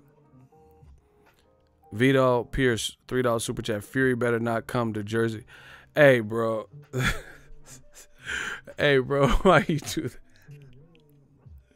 Why you do that? That caught me off guard. Hey, bro. You gotta chill. That man said he no fly zone. I wasn't expecting that. Damn, that threw me. But well, see, actually, let me spin off of that. With your comment, you said he better not come to Jersey.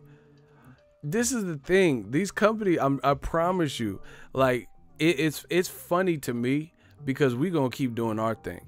I have some stuff in store that I can't, I don't like to talk too much, but you guys will see. But these companies, they got money for sure. They got money.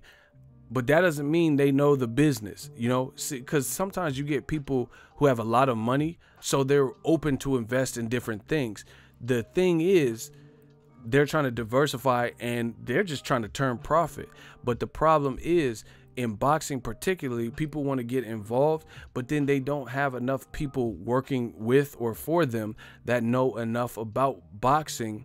Boxing is I feel is so different than other sports like football or basketball, team sports and shit. Basketball is very unique, and it takes this is why boxing is my baby. You know what I'm saying? It takes like a certain level of care, It's like a special needs type of sport. Like, you have to really know what you're talking about, right? And these companies, these people with money, they have money and they want to get involved in the business, turn profit and stuff, but they don't get the opinions of enough people that really, really know the business. Like, look at who they hire. I can't say everybody's bad, but like look at ESPN. Like, look at a lot of people who work for them, in different capacity. I'm not talking about like commentators and stuff. Well, some of them like Stephen A. Smith, but like writers and shit like that. Look at the bias shit that we see from them. So boxing is a very unique sport. So ESPN could haunt them. Couple reasons. For one, Tyson Fury got banged up. He got punched up in that 12th round, right? We don't know even if he takes a light touch. He got punched the fuck up. And there was no additional round, so we don't know what he would have looked like if this was like a 15-round boxing. So we don't know if Tyson Fury is going to be the same. Do you get what I'm saying? We don't know if he looks the same after that. That was worse than the Steve Cunningham thing. That was like he was out for a minute. So that's one thing. Tyson Fury could, taking a lot of punishment, he could come back and fight somebody who's not even as rated as Wilder and have a difficult time, maybe even lose. Maybe, depending on who it is. Like, put Tyson Fury in with the dude that beat Brian Jennings. I heard that guy got power. Let's see it. Fighting a guy like that who has nothing to lose and got confidence from knowing he's a power puncher, and Wilder's, because that dude stopped Brian Jennings. He's pretty durable.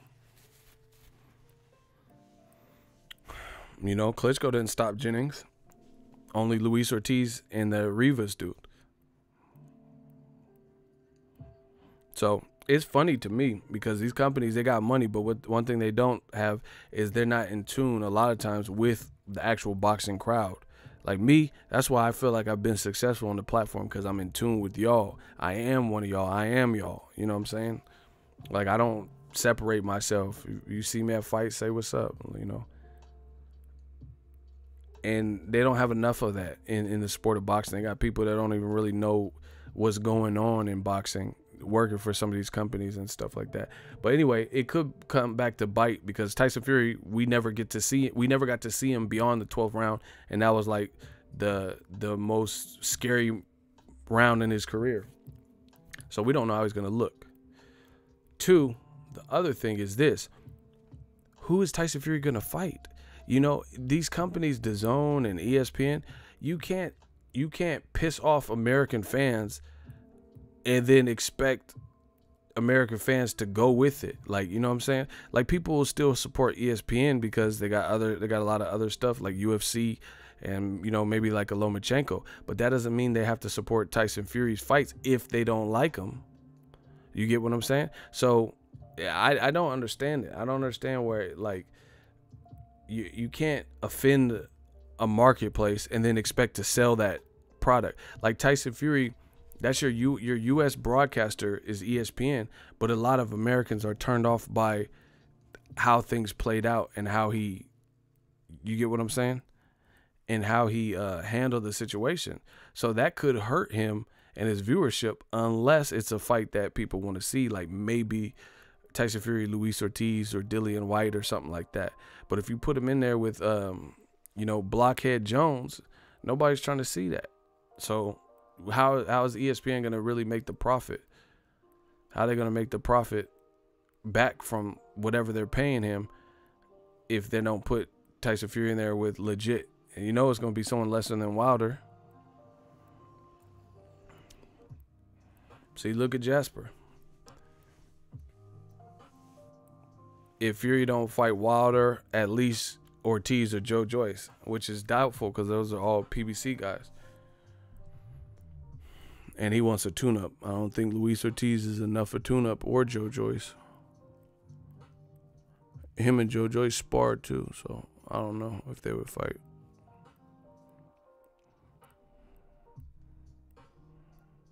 So anyway, all I know is you can't necessarily piss off the market that you're trying to pitch something to. Like, let's say Girl Scouts of America came in and then they were like littering in the parking lot, and you know, a lot of people were getting mad because they were like cussing and littering, and then they're trying to sell you cookies. I don't know how well that's going to really work, you know. And a lot of people are disenchanted by the moves of Tyson Fury, but then now ESPN is going to have to try to throw him into a fight that I would imagine has some American appeal, and hope people buy it or buy into it or watch it or whatever.